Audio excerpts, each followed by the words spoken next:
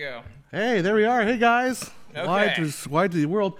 Man, I put the Q&A way over there and I can barely see it. That's why I was like, That's remember why. what I was saying? I'm like, you might want to move that closer because only I can see the chat at this point. Yeah, so there's Joe. Hi, I'm say hi, controller Joe. of the chat room, I guess. And we got the weird color angle on Joe for some reason, but Yeah, whatever. it is what it is today. And my camera, which is over here, which I get the good camera. You get the good gap, right? And Joe gets the old camera, which I still use all the time. And today we are drinking. I like how yours still has the gigantic. Yeah, we are drinking, your like, iceberg is in there still. Titanic drinks, basically, Yeah. from the deck of the Titanic, basically.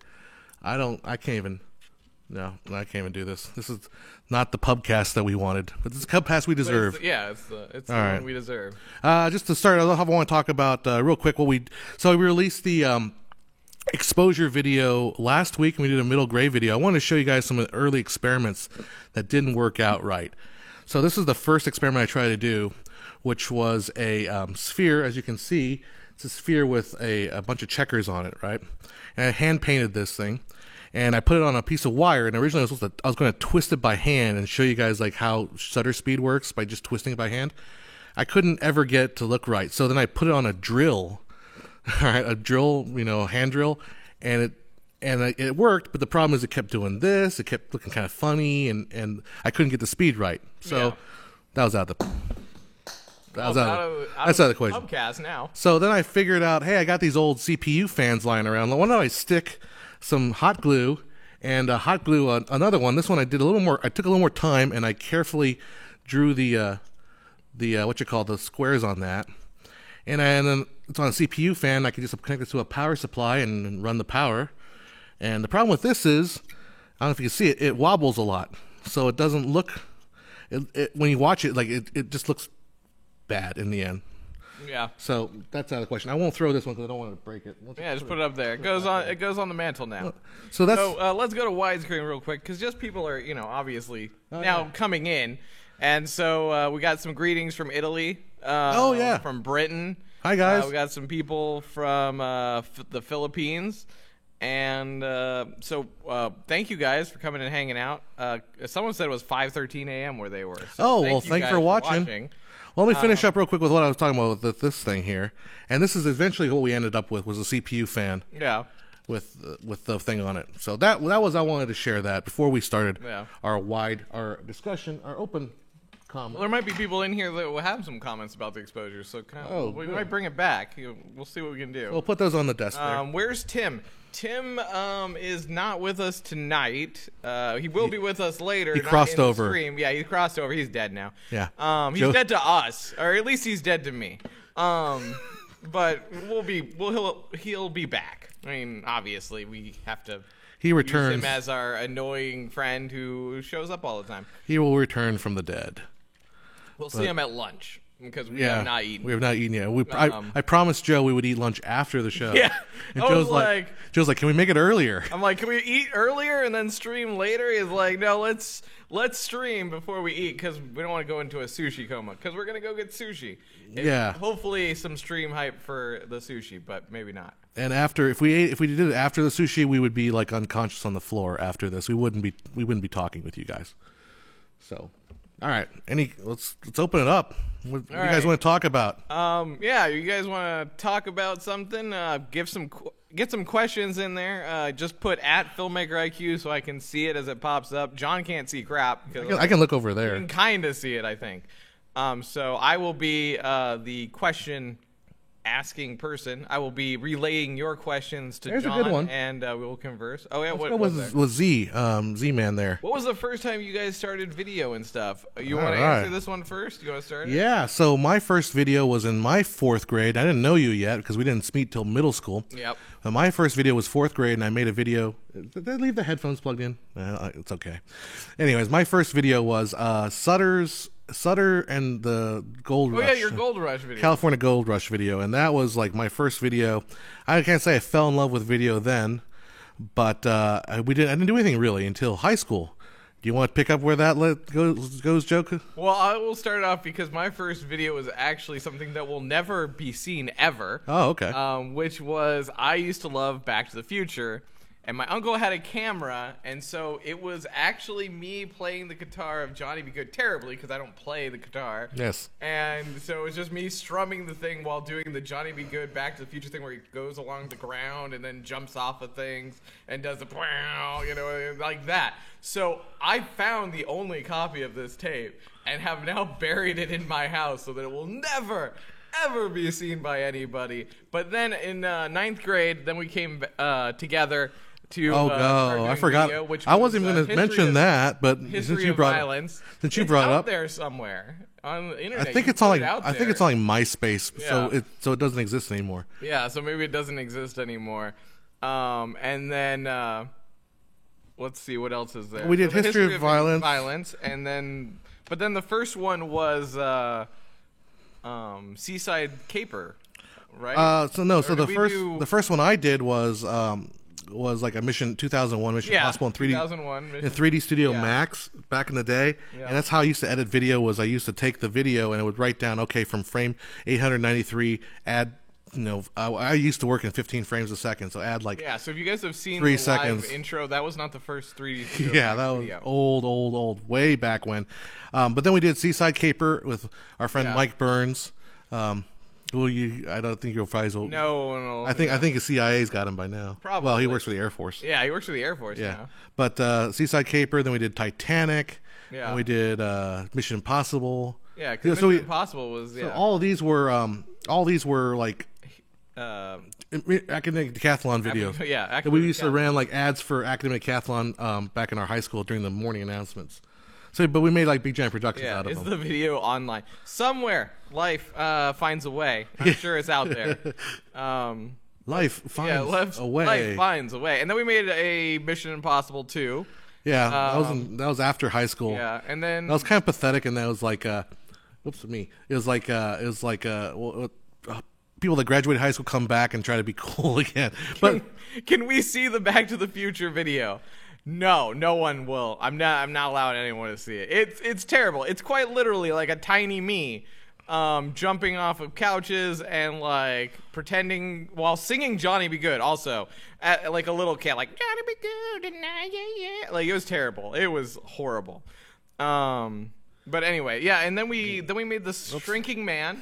That's right. That was your freshman year of college. Yeah, we made some weird videos. Me getting smushed by a can on the green screen. That was really kind of our first playing around with green screen. I don't even remember that one, but yeah, that's true. Yeah, it was like, because I remember like, oh, how did I get down here? Why? Oh, drink me or something. It was like, drink me. Yeah. And I'm like, John, you're like, what? Like, you sound like God because you're like super huge and I'm like super tiny. And then you crushed me with a can. And then...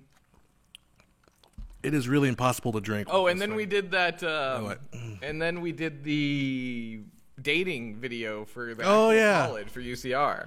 So they did back then. Back when when I was in college, dating game shows were popular. Yeah, super popular. And were a thing. Nowadays it's like it's like Money Love or whatever. Yeah. But so they did this thing called Eliminate, where it's like one girl goes on a date with 5 guys, and then then you eliminate down to the last person. And of course, everyone thought they were being like cool by saying, "Well, I choose none of you guys. Yeah. You all suck." But like every single date ended that way. Yeah. So the 2 girls one, the girl one, the 1 girl 2 guys ended with her choosing no one, right? Yeah. But then the guy. I forgot about that one. Girl, and he said, and I still love this to this day. You gotta hear this. Because she will be with me. And that was like the worst thing ever to be possibly said. Also, he said the greatest line, burp into my mouth, which was still, to this day, I will remember. Well, because she's like, I got a burp, and he's like, burp into my mouth. It was like the creepiest thing that had ever been said. See, I remember the line was, hey, babe, you're like cancer. Yeah, no, I remember that one too, but I wasn't going to go with that You're one. like cancer because when you get inside me, you get all over me. It was terrible. This guy was horrible. So the way we ended that particular dating thing, she's like, I pick you, girl. And then, because the girl was like a cross-country runner, she's like, I'm going to go now. And she ran across campus. It was great. And I can see the shot. Like, it starts with them together, and like, I kind of cut away, and it comes back. She's already like halfway down the quad, and he's like running away. So, anyways, that's before I kind of decided I wanted to get serious about it and then pursue it. Yeah, and that was and still at that same time, I still remember because we used Sugar Ray Leonard's song "Answer the Phone." Oh yeah, answer the phone. I know that. Yeah. Okay. Anyway, we got a lot of questions that we got a lot of totally questions blew by here. Sorry about that, guys. While reminiscing about the past video, which all of you guys probably can't see, probably won't ever see, and well, yeah. If you find it, I mean, impressive. Like, yeah, good on you. Spread it like wildfire. Is it just you guys in the room? Yes. It is literally us. It is just literally us. So if you and I'm the one switching. I'm doing the horrible job switching because I have to look over there to see what I'm doing. Yeah. But if you guys notice a buzz or anything like that, we'll try to fix it. But it is just us in the room. Thoughts on the animated Titanic? What? Which one is that? Is that like the really terrible, cheesy, like Italian? Oh, okay. Like Titanic, or is that like there's like two different versions. And if you've ever seen JonTron, I think he captured both of them. I don't know if you've seen that JonTron. No, I thought you were talking about Netflix introduces Titanic, the animated series. I mean, if they did, that would be terrible. That'd be a stupid idea. Actually, the thing I want to see is Lost in Space. Did you see the trailer for that on Netflix? Yeah, I heard about that. I'm like, I don't even care. I want I don't have any. I want to see it. I don't have any reference for the Lost in Space original, so like to me, it's like, I remember watching it on Nickelodeon, like the original. Danger, Will Robinson, and then like the terrible one with Joey from Friends. Which was really bad, but I think it's gonna. I hope it's gonna be amazing. It looked really cool. As long as they don't make the kids super annoying. All right, fun fact about Lost in Space for me is we were on a bus trip to San Francisco in high school with like the choir, and there was a girl that I was in love with back then in the choir. But I was such a nerd that they were watching Lost in Space. I'm like, I'm going to read my economics textbook instead. No. Burn. And then we also watched Patch Adams. And Patch Adams was a good movie. Patch Adams was good the first couple times, but if you think about it long enough, you're like, this movie kind of sucks. Don't read the Roger Ebert review because that'll change your perception of it. Anyhow, more questions. Prescott said, thoughts on Alfred Hitchcock and Psycho. Actually, he has a friend that has done videos on all of the Alfred Hitchcock. Check out Hitch 20 by Borges. Sorry, man, if I pronounced it wrong. But yeah, Hitch 20. I'm part of a series where we look at the 20 episodes of Hitchcock that he directed. If Hitchcock Presents, he directed 20 episodes. But that guy also does a lot in terms of Hitchcock itself and like studying Hitchcock. So check out Hitch 20. Yeah, Google that on YouTube, and you can find more about that. Yep, and I mean, it's Hitchcock, so I mean, it'll definitely be interesting one way or the other. Whatever you take from it is great. You can learn a lot from Hitchcock. Yeah, exactly. Yeah. We have. What's the topic on? Everything. It's whatever you guys want to talk about. History to video to documentaries to lessons. We and some new ideas that are going to be coming out soon. So yeah, I had a really long week, so this is kind of like my goof off a little bit day. And tomorrow I got to shoot it. That's the 8mm, or is that the 16? That's 16 millimeter that's the back 16. there. Well, the projector is 8mm. Yeah, but the canister here is 16. Yeah, I was like, wait, I thought that was the 8mm, but I was like, oh, that's really great. I'm pointing nothing on the screen. You can't see it because it's not. It's okay. How did you guys see it? Like, can you see it in your shot? All right, let's just hold it. So yeah, this is 16mm, and I've been trying to collect these. Let me just put on me here. 16mm, and this is a monkey video, which I'm addicted to. But unfortunately, the 16mm projector I got tears the film apart. So unfortunately, this one kind of got destroyed. Yeah. I'm not gonna try to get the. Well, oh no, it's down. Oh, it's down. Reboots. Discuss. I mean, that's really up to everybody. I think reboots can be amazing, and some reboots can be horrible. I mean, it really, again, it depends on the director that gets it, the script that was written. It's never going to be something that you think is like, if you've seen a movie and you really enjoy the one before the reboot, and then you see the reboot and you're like, it may never live up. Even if you never saw that first one, you just saw the reboot, you might be like, this is amazing. But you're always going to have nostalgia attached to the first one, I think. Yeah. And so seeing a reboot of that situation will always never have that same appeal. I loved the new Jumanji reboot. That was pretty good. I thought it was a great one, but at the same time, there's a small part of me like, it was a video game, not the board game.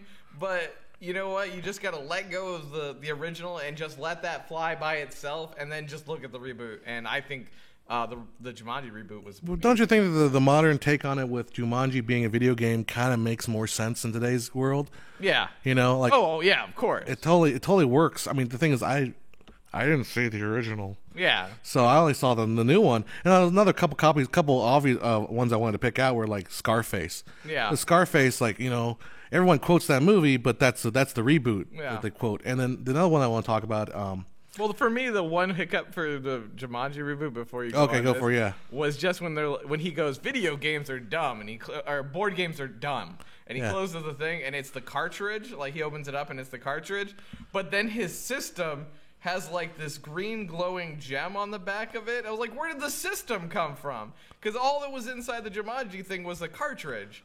And I'm just like, where did this apparently super amazing Jumanji system come from? Right. But at the same time, you have to suspend disbelief. But that was just my one annoyance. Because like, where did the system come from? Because going into a video game itself is not a hard leap of imagination, but the fact that there's a console that you didn't happen to see there earlier. Yeah, that's an unforgivable. Well, if you ever grew, I know you kind of didn't grow up with the cartoons, but there was Captain N, like where he gets sucked into the NES.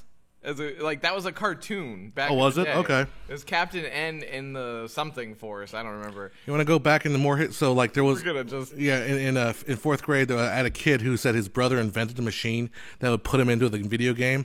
And he was like, "Yay, guys, if you don't see me next Monday, it's because I'm in the video because I'm playing Battletoads." Yeah, exactly. Of course.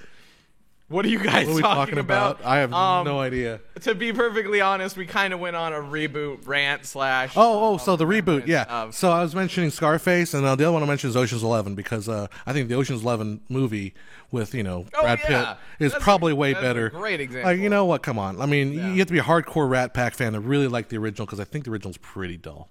Anyhow, those are my two examples. What do you guys think of cartoons and anime? Just like anything, it could be a great story. It doesn't matter if it's an anime, a cartoon, or a movie. If you can tell a really compelling story in a series of time and or of a series, I think the medium is whichever platform you can get on. With animation, the nice thing about animation is you are totally free to do whatever the hell you want. Yeah. Which is really cool because it gets you... I was watching something about comedy on CNN, of all places, where they have a documentary on comedy. All right. But they're talking about, like, the comics are like, I would love to go into comedy or into animation because animation can do anything you want. Look at Family Guy. Like, what, you come up with a stupid idea for a joke. All right, let's just do it. Yeah. It's not like, we have to go out and rent a spaceship, that kind of stuff. Yeah. So animation, anything's possible. That's what makes it so cool. Prescott, the favorite film probably for all of us changes. You could ask us. I love that movie. Changes. That's a great movie. Changes. But if you watch this podcast, we get that asked a lot. Question. I don't think I've consistently answered it with a single movie. Because at some points, like, it was Coco, and I actually watched Treasure Planet, which is way, way, way back, and actually is a cartoon. And right now, that's kind of one of my favorite things. It's just like a really good movie. It's cartoon and kind of based on Treasure Island. And Joe mentioned that Coco, because I'm kind of obsessed with that movie right now. So I'll be doing something on that pretty soon. But yeah, favorite movie for me is always, like, I always go to my go-to, which is Dr. Strangelove. But I love that movie. That's great. But it does change. I love Lisa's there. Hey, babe. Hey, Lisa. Cass' favorite movie is Justice League. He especially likes the CGI effects. Yes. Can we go on an epic rant about Justice League? We can if you want to. My it's not an epic rant. It's like, I don't think that movie is as bad as people make it out to be. No. We both agree with that. I agree. It's just like, it's not that bad. If you want to see some bad movies, let's go. Yeah. But I mean, a lot of people were like hung up on the lip thing for Superman. I think you can ignore it. I really feel like you can. I mean, if some people get hung up on that, I mean, guess that's their thing. What's sad is, like, I didn't even notice it, and then I might be outing myself. Like, I didn't notice it. Yeah, I mean, I've seen pictures. I'm like, not that bad. The problem with it, just like any movie you do like that, especially when you haven't introduced some of the characters, is that you're always going to feel kind of trapped, like you're trying to get too much out of each person. Like Cyborg, like I felt like they were really trying to rush him in there. It's just like, oh, you're a cyborg and you can control these things, and but we can't trust you because you can't trust yourself. And it's like, well, we never established that. Yeah. It's just like, why does he? I mean, I get that he's a robot, but why shouldn't he trust himself? Because he was made from these boxes. There's nothing showing that the boxes are terrible amongst themselves. It's when they're together. That's what you're basing this whole thing on. So why can't he trust himself? Like, it's just, and you know what? There's a lot of story that I'll throw it on me. Smash. Oh yeah. I also feel like I know that the TV show exists, but the Flash needed his own movie. Yeah. We gave Wonder Woman her own movie, and then we go into Justice League. He is getting it, but I feel like he should have gotten it before. Yeah, exactly. It's like, I mean, that's the nice thing the Avengers did, was they pretty much set up all the, you knew everybody that was coming together, and like you've seen Black Widow throughout everybody's movie, right, and you saw Hawkeye throughout everybody's movie. Hawkeye's movie by himself was fantastic. Oh yeah, that was a great movie. I mean, nobody else saw it. Like, it was just one screening, and then they burned the whole video right there in front of everybody. They just took it off the projector and set it on fire. But it was amazing, let me tell you. Yeah. Sorry, you guys. You're never gonna see that. Yeah, exactly. When you are filming, what do you do the most? Make a set and film there, or go out on location? Location. Yeah. Or green screen, I guess. This is kind of this is our set here. I definitely like set shooting and working in the stages and all that, but I was really hoping you're on yourself on that one. Oh, I should be on myself, shouldn't I? I know we're just taking weird drinks. I like being on stages, but it is expensive because you have to create everything from whole cloth, and that takes a lot of money and all that stuff. So I like sets and stages, but yeah, we're mostly location folks. Let's see, thoughts on the female Doctor Who. We'll just cover this real quick. I think again, female. The Doctor. I wanted him to be a horse, but apparently that wasn't going to be a thing. I would have loved to see Doctor Who be a horse in a TARDIS. I think that would have been amazing. But him being a female, or her being a female, he's a Gallifreyan person. He can become whatever he wants. Hopefully the stories will be amazing. New writer, so I'm hoping that they go on some really great adventures. He gets some great companions, and that the stories just tie in together and work to better make that 60-year run something amazing. Ready Player One. Yeah, we were going to see that movie. See that. We haven't seen it yet. We're going to probably see it this weekend. Literally, but I was tired last night to go see it. I was oddly having a talk with somebody about this. Was more so the fact of, say you have a book that you've written and you think it's great, and someone who's, we'll say, Spielberg comes along, but he's like, I want to make your book. However, I'm going to pay you a crap ton of money, and I'm going to do it, my way, the essence of your book, but my way. Or would you sell it to him, or would you hold on to it for someone that would give you creative control over your book in that movie? And I think that was... You're going to address that to me? Yeah. Question? Yeah, all right. Or people, you guys can write out there too. Hell yeah. Yeah. If Steven Spielberg says, hey, I like your show, I like Filmmaker IQ, I'll pay you a bunch of money, but I'm going to change a lot of stuff. Spielberg, be my guest. Yeah. Well, I mean, but I understand that. That is perfectly a...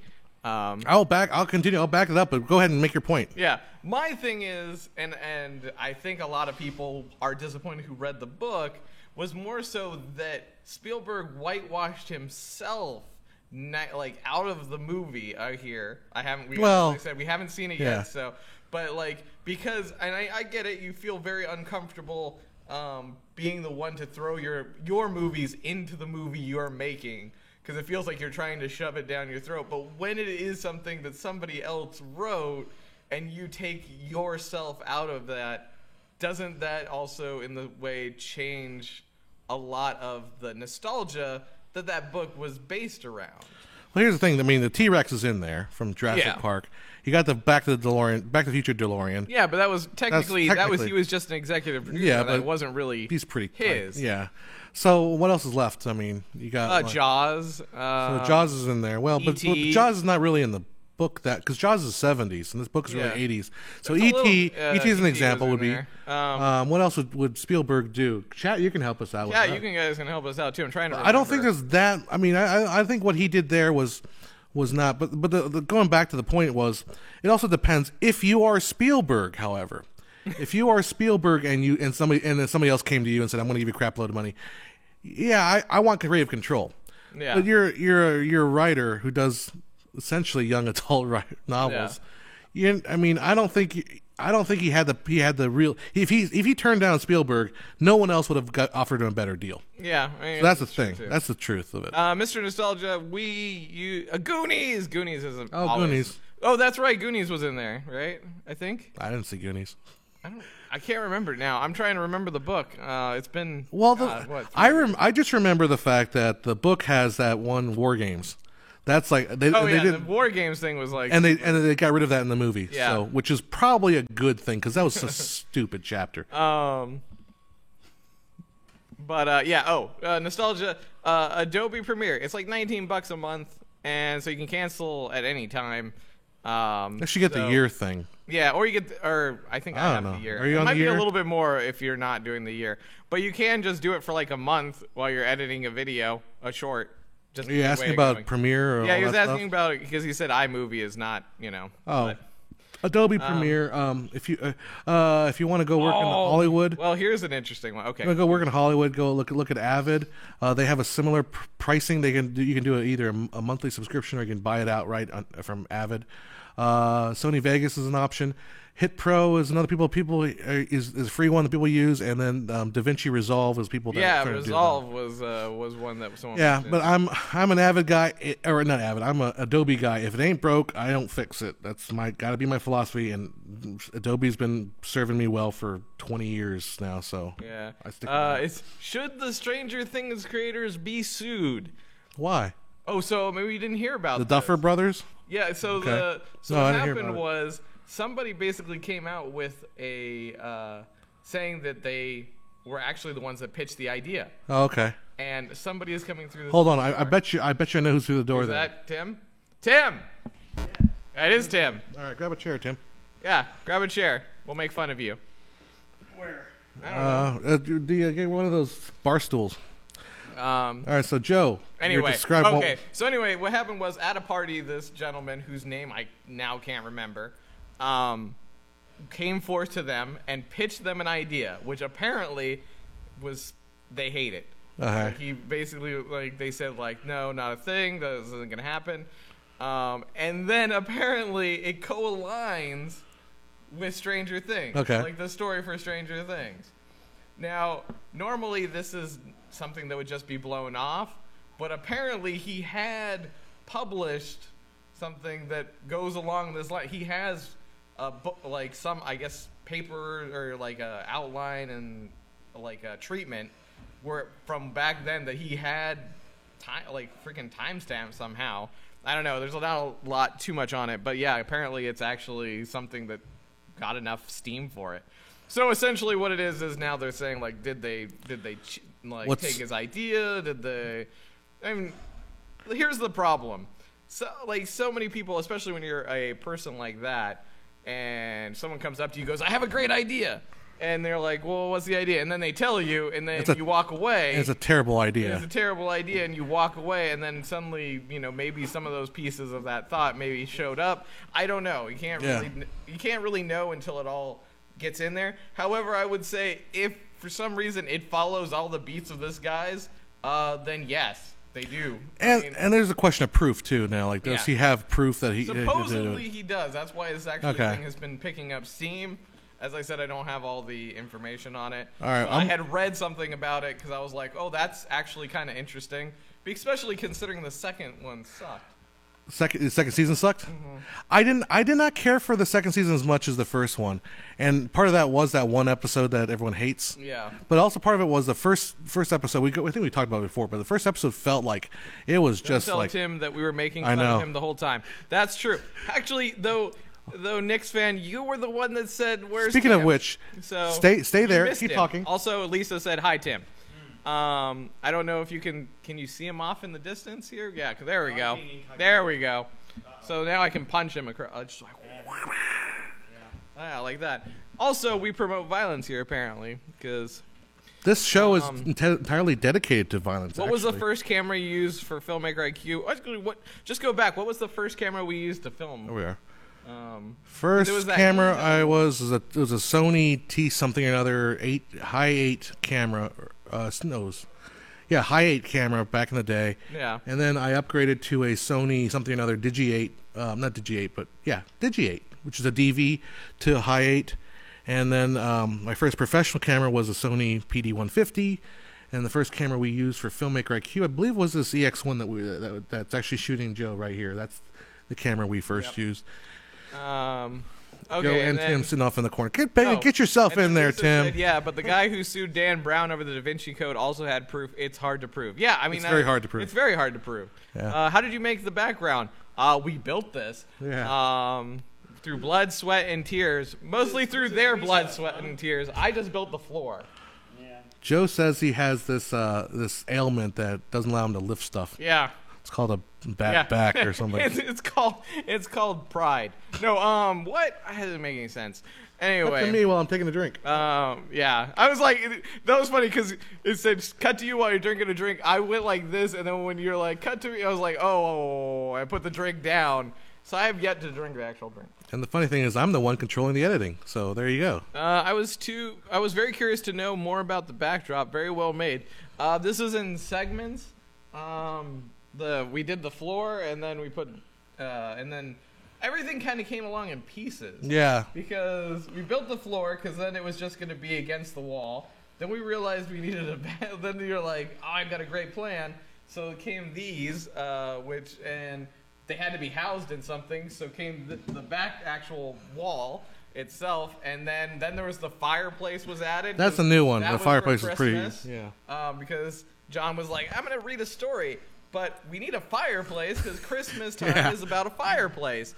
So, and to just let you know what that is behind there, we'll go to the wide shot here. Yeah. That's what's called backlit transparency. So if you go to a bus stop at night and it's backlit, that's the same material. So what we did was we just create that design, and then had a printer nearby locally just print that up, and we have it over a bunch of lights, and they just shine through like a backdrop. Rude. What is your weight, guys? What is? Hey, you know what? We're sexy in our rotundness. So I'll just say I am rotund and pleasantly plump. Let me just say that you're. Yeah, you're not. You fucking make us look fat. Thanks a lot, Tim. Let me just say that your mom didn't complain about my weight last night. So. Bam. No. Bam. Did you ever work for free in the industry before getting paid? Yes. Yes, we did. You work for free. Yeah. Of course you don't work for free. You always get paid. That's right. Yeah. No, I mean, and there are some very nice people that still do very much acting for free for us. Because, well, one, it helps the reel, and two, because they love us, and why wouldn't they want to? Here's the darn truth, man. If you want to get paid for everything, you're not going to work very much. Yep. And unfortunately, you can't prove who you are until you work. Until you show people what you can do, and sometimes they won't hire you. They won't pay you until you can show them what. It's a vicious cycle, right? So yeah, people work for free, and it's not because we're working for free. It's fun, What's the temperature hobby. where we are? I don't know. Let me check. Not very cool. That's for sure. You can say in Fahrenheit. All right. Oh, thank you, thank you for allowing us not to use the metric system. It is. Hold on, let me do a refresh because that's from 901. 72 degrees. 72 degrees. However, it is hotter in here. Because we got all the lights. Like 18 degrees Celsius or something. Well, you guys are lovable, even Tim. Aww. Hey, really reaching to call me lovable. That's true. I'll take it. We don't even give him a microphone. Who has the better masterclass, Herzog or Scorsese? Oh gosh, cool question. You ever watch those masterclass ads No. on Facebook? Like every time I get an ad on YouTube, it's a masterclass video. I sit and I watch the whole damn thing because it's 2 minutes long and they're all brilliantly done. And like I want to watch, but I still haven't signed up for the program. But Yeah. I was like, it sounds terrible, but we're doing stuff. no, master. Yeah, the master classes. You've seen those, right? Yeah. But I mean, it's like it's hard to sometimes sit down and just be like, oh yeah. I'm not gonna watch. Yeah, it's like I want to sign up and watch them, but it's like there's like 16 hours to go through there. It's 16 hours, and you're like, well, if I'm watching this to do or editing or stuff like that, sometimes you just I got research to do. I'm actually got stuff to do. I don't have time to watch everything else that's out there. However, like, did you see the one with R.L. Stein? Oh, he's got a master class. I kind of want it because like his is he looks cool. Is he cool? But it's like he's done the book for like you know what I mean. So it's kind of there's a little bit of two streets in there that I kind of wanted to check because obviously he's gone down the Goosebumps road, and I know that they touch on it in there, and then obviously he's also done the video versions of the Goosebumps and a lot of so kind of was like I kind of want to watch you know how it works, right? It's like nowadays it's like a membership. You pay a certain amount and you can watch anything you want. Yeah. Which is awesome. I should do that. Yeah. Also, we're not getting paid by them. We should be. But should you pay us? We do have. Why don't we link that Patreon? Oh boy. Yeah, Tim is not in the widescreen shot, so. Get in the frame, Tim. It's about the best I can do. I'll set that up. So anyhow. Yeah, I like how you have your, because he has another job. Patreon. Patreon right there. Go. We hit our first goal, which means I'm going to get Dude, you should get like right here. Oh well. I could. Yeah, just go around there. Yeah. Go in the middle. All right, I'm crashing the party. Yep. All right. So Patreon. I gotta squeeze past. Yeah, you're gonna have to like lift it up and not hit me. Let's watch this. I'm gonna get hit in the back of the head, aren't I believe you. All right, I believe in you, dude. You can do it. All right. I gotta get up. All right, come on. Go. While we're waiting for that action to happen. Patreon, I'll be. Get the little chair, huh? I'm like the little fella. I don't have any more high chairs. Yeah, this is it. This is the end. So now let's go to the wide shot. All right, there we go. Tim gets to be in. Surprisingly, he's actually the same height as all of us. Pretty close. All right. Well, it's weird. By the time I kind of put down, there we go. They tower over me. All right. All right, there we go. That Patreon logo. You just made yourself laugh at the sad life. You have what? What do I get if I Patreon you? Depends on the level. Yeah. One, you get an awesome what is it? High res image of our you get the thumbnails lessons, like each month for the lesson, and you can use as like a background on your desktop.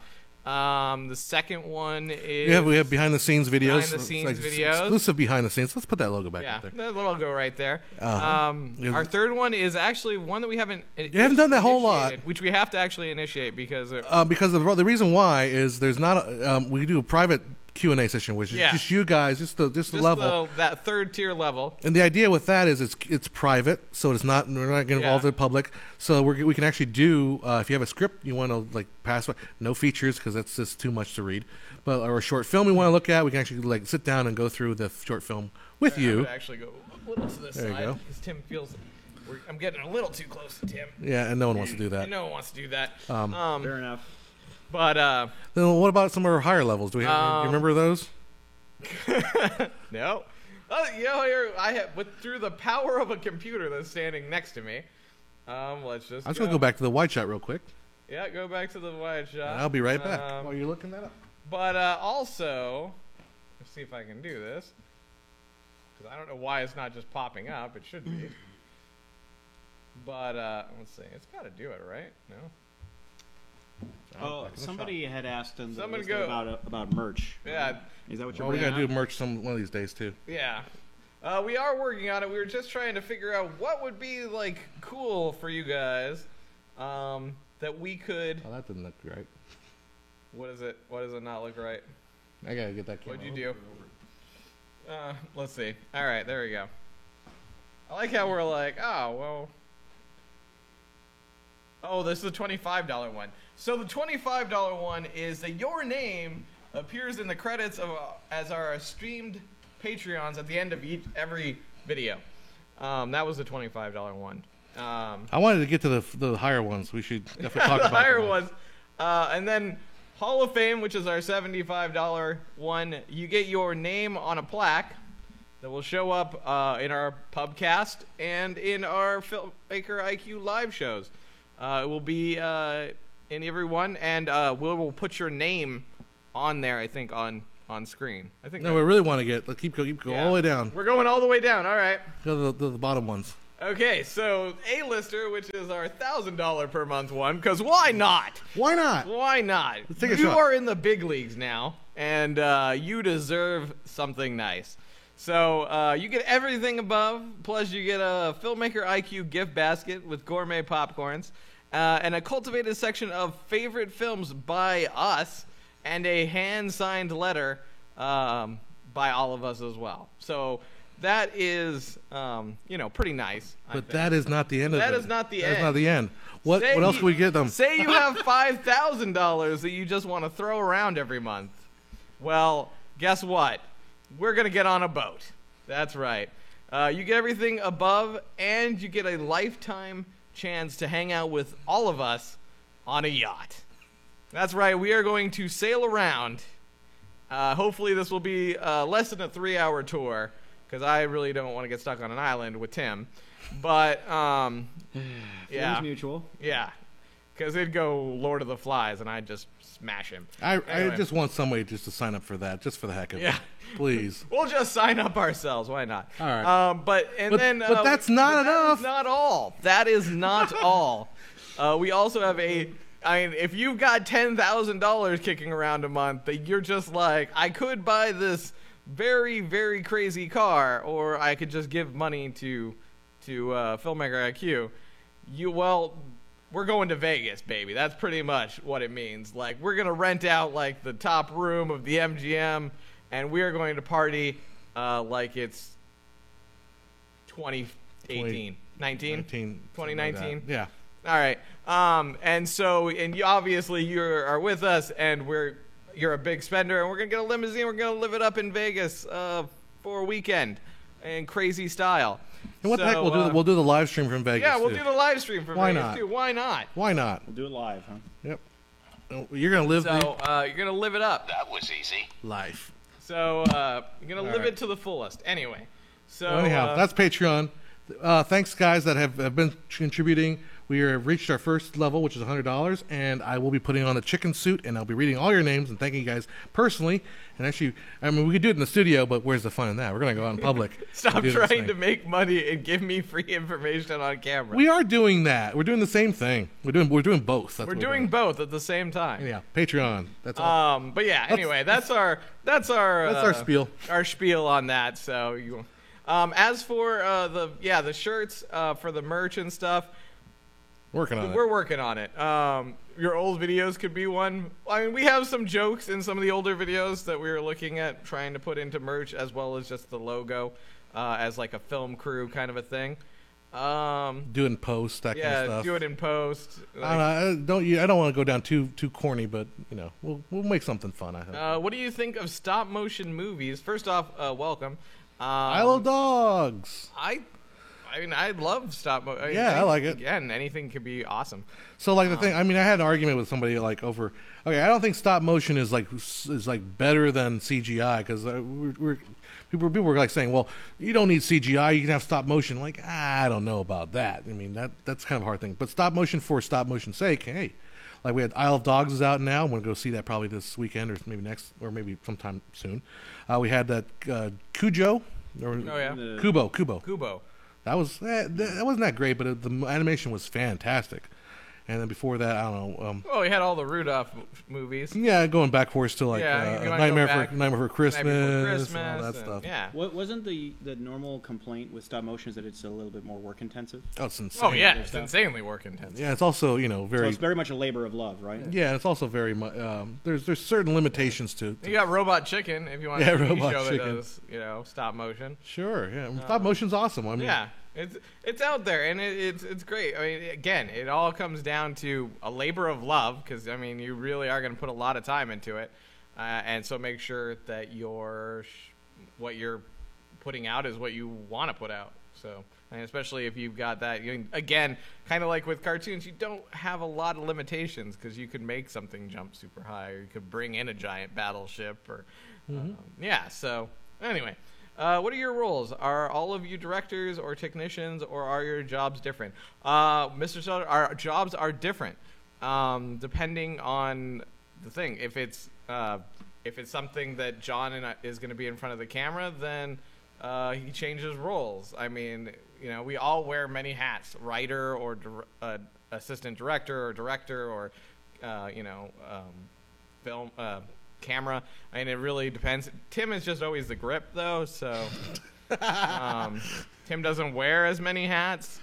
I mean, if he ever wrote something, and or actually, that is untrue. Technically, he did help us write something that we are going to be taking and redoing without him. Oh, great! Well, I'm glad I contributed to that.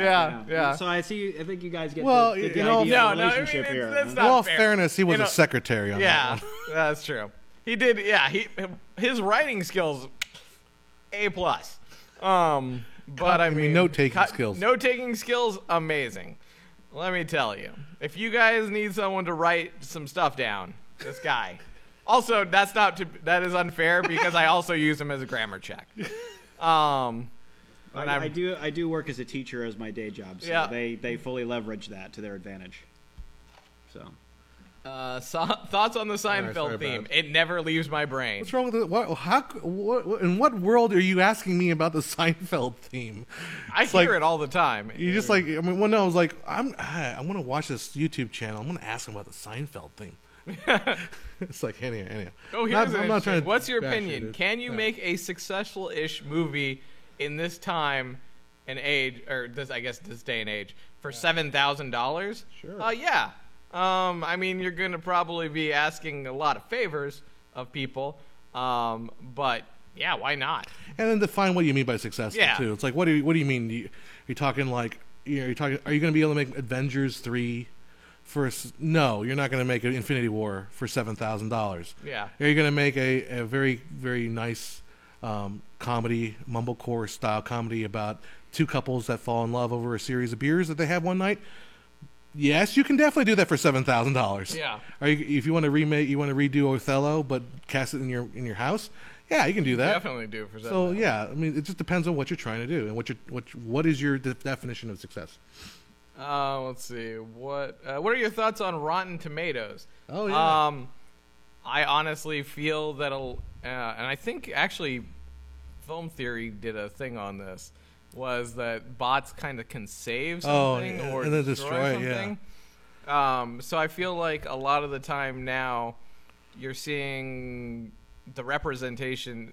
Which, I mean, as I said, the representation isn't fair because you can love something or hate something and not be along the same crowd. The tomato meter doesn't represent you, like as a person. The tomato meter doesn't represent intensity. Yeah. It just represents either binary, either A or yes, I like A or B. So you can have a movie where everybody's like, yeah, that was pretty good, and it'd be 98% on the tomato meter. Yeah. And you get a movie like, I hate that movie, and people are like, I love that movie. That's the best movie ever made, and it'll be like 50s because like half the people hated it, half the people loved it. Yeah, exactly. Right? So that's just, and that's kind of a silly reading. I don't know.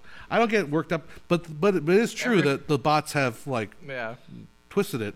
I don't know. I didn't read that much into it yet. So yeah. Can I take the one on Blair Witch Project?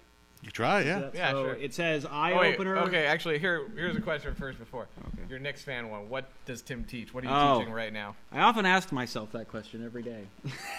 When you get up? No, I'm a history and language arts teacher, so I dabble in both those subjects. All right, go to the Blair Witch one. So Blair Witch, it says eye-opener for marketing or game changer for low budget, both, or just plain lucky to boost the horror genre.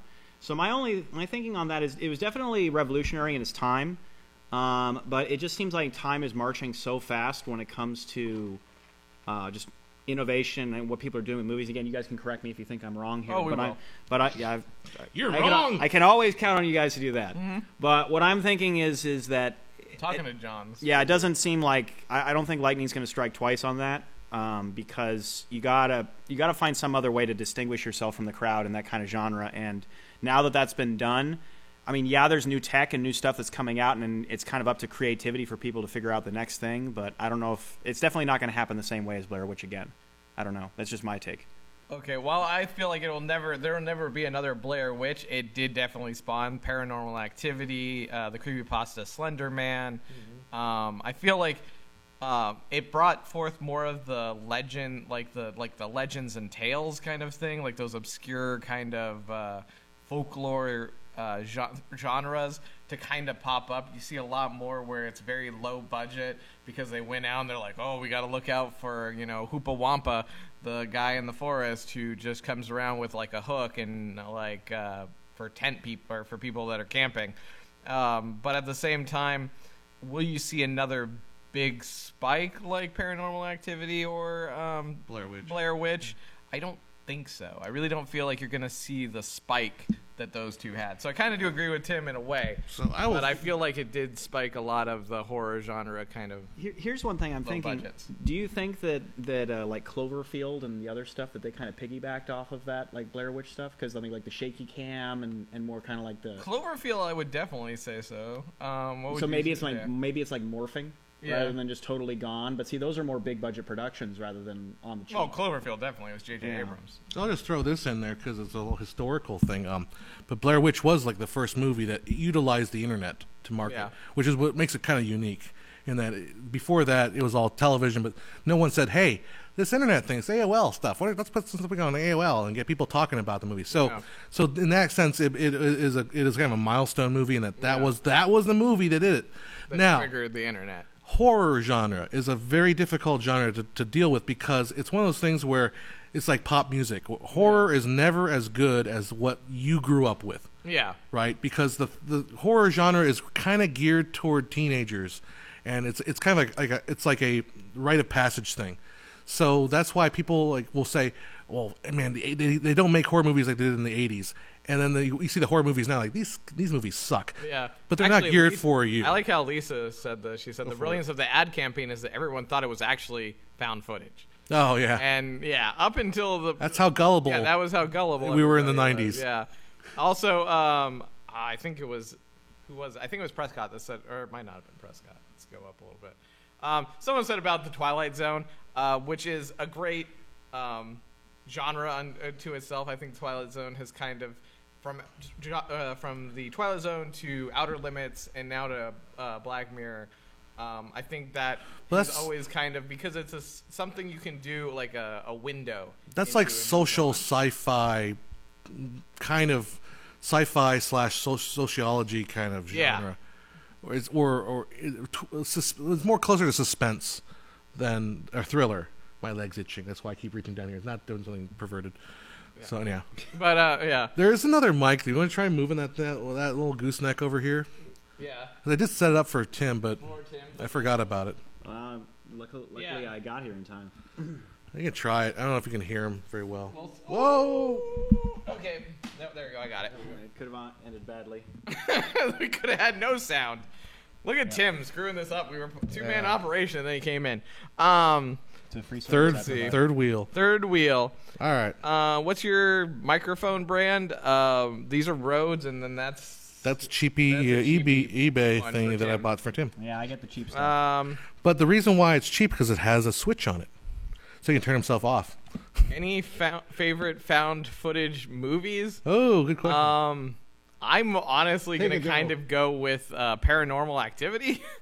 It was so terrible that it's probably one of my favorite. Like the Ouija board setting on fire for no apparent reason. I mean, nobody's watched it. You know what? I think I watched a Paranormal Activity ripoff. It was one of those mockbusters. Oh yeah, there's a porn one, and then there's not the porn one, but there's an actual one that I watched. I was like, this is not even good. No, it's on Netflix. There's a porn one for everything, but it's like. But yeah, there's a bunch of mockumentary mockbuster. Yeah, so mockbuster. It's not the thing. It's not the thing. It's not the thing, but it's one that makes. Yeah, like paranormal suspense or something. I don't know. Yeah. Paranormal doings. Yeah. What other mockbuster movie names? It was a terrible. Chat, help us out with that. Mockbuster one that I saw was terrible, but it was a dude that was trying to get laid. by his girlfriend. Then there was like a dark that's a porno entity in though. it. No, it wasn't. It was just like it was like one of those raunchy ones though. But it was paranormal something. But paranormal, like it's on Netflix. Paranormal Emissions. Yeah. Oh, so there's a film theory on Blair Witch? I haven't seen that. I'd probably like to watch that, see what they think about it. I'm sure there's a film theory on everything. I like how we just went to a darker place. All right, have you guys seen the film theory on the Blair Witch Project? No, I have I'm not. Although I did see the film theory on a couple of Star Wars movies, and they were wrong. So that's true. Thoughts on Foul Play 1978? Nah, Foul Play. I have not seen that one. Sorry, buddy.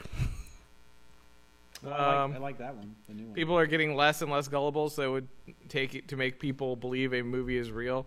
We have come far from the time of Orson Welles' radio drama. That's true. Okay.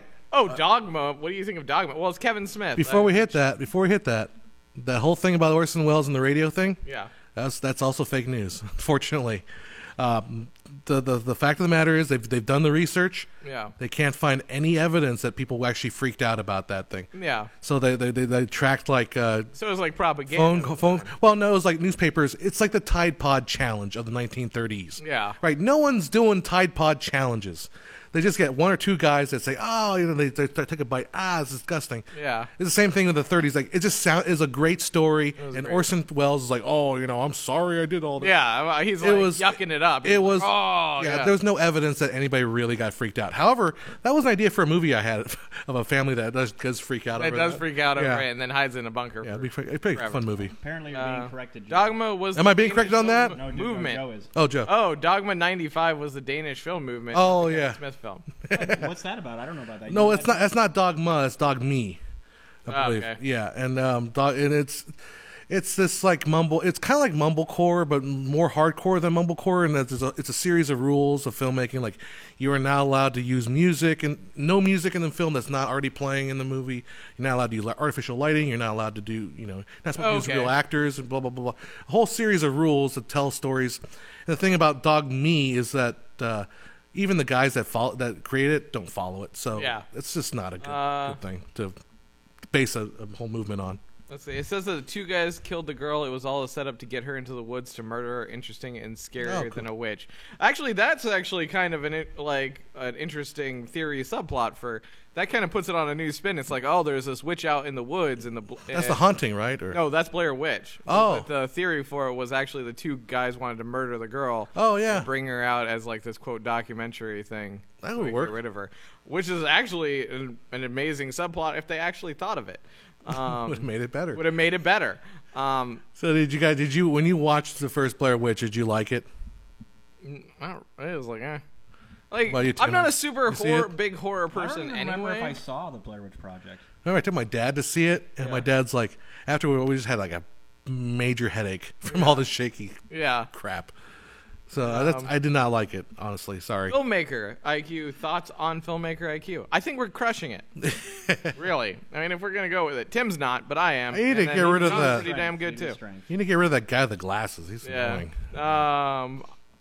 I think we're all Android people, so I'll just answer that question. Yeah, we're all Android. Thoughts on Bob Ross? Oh, I like this Very one. relaxing. You need to do a Bob Ross impression, John, at some point. Well, that is. We need to bring Bob Ross in here somehow. There's something in the works for Bob Ross. Well, let me just clarify what that was. I'll just because I changed my mind on it, but I'll tell you what it was. So I did that middle gray video, and I was going to do a whole thing about how if you mix white and black paint, you don't get middle gray, but you kind of do actually. When I was doing it again. Yeah. So I was going to do I had the Bob Ross because Joe has a big. Well, can we reveal that? Doesn't matter. He had a big fro wig. Mm-hmm. And I was going to put it on and then put the thing on. And in this corner, we have a little tree. And we take some black and white. We mix it together. And that's not middle gray. But it kind of is But it middle kinda gray. is middle gray. So, I kind of skipped it. So we'll bring the Bob Ross thing back. Favorite Mr. Rogers episode? Oh, there we go. That's a good one. There's one where he goes to the trumpet manufacturing company, and he shows the kids how to build trumpets. Where they were building. Yeah, I love that. Cool I see that one over and over again on Yeah. YouTube, on Facebook. So I love that one. Because you're a trumpet player, John. Maybe. Maybe. Causation and correlation. I don't know. Just a hint there. I don't know, anyone where he's talking to the mailman. It was always entertaining. Mr. Furley. Mr. Furley.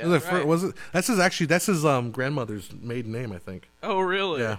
There's a documentary on Netflix called Mr. Rogers and Me, which is pretty cool, about a guy who on his 30th birthday, his mom rented him a cottage in Nantucket next door, literally, to Mr. Rogers. Oh, so he was his neighbor. So he was his neighbor. And he would come over and like hang out with Mr. Rogers. And I kind of fell asleep, but it was a really good documentary. Sorry, I fell asleep during the documentary. I'm tired all the time, but it's a good one. Check it out, Mr. Rogers and Me. All right, thoughts on John Wayne? So on the John Wayne. Oh man. I think there can never be another John Wayne. No.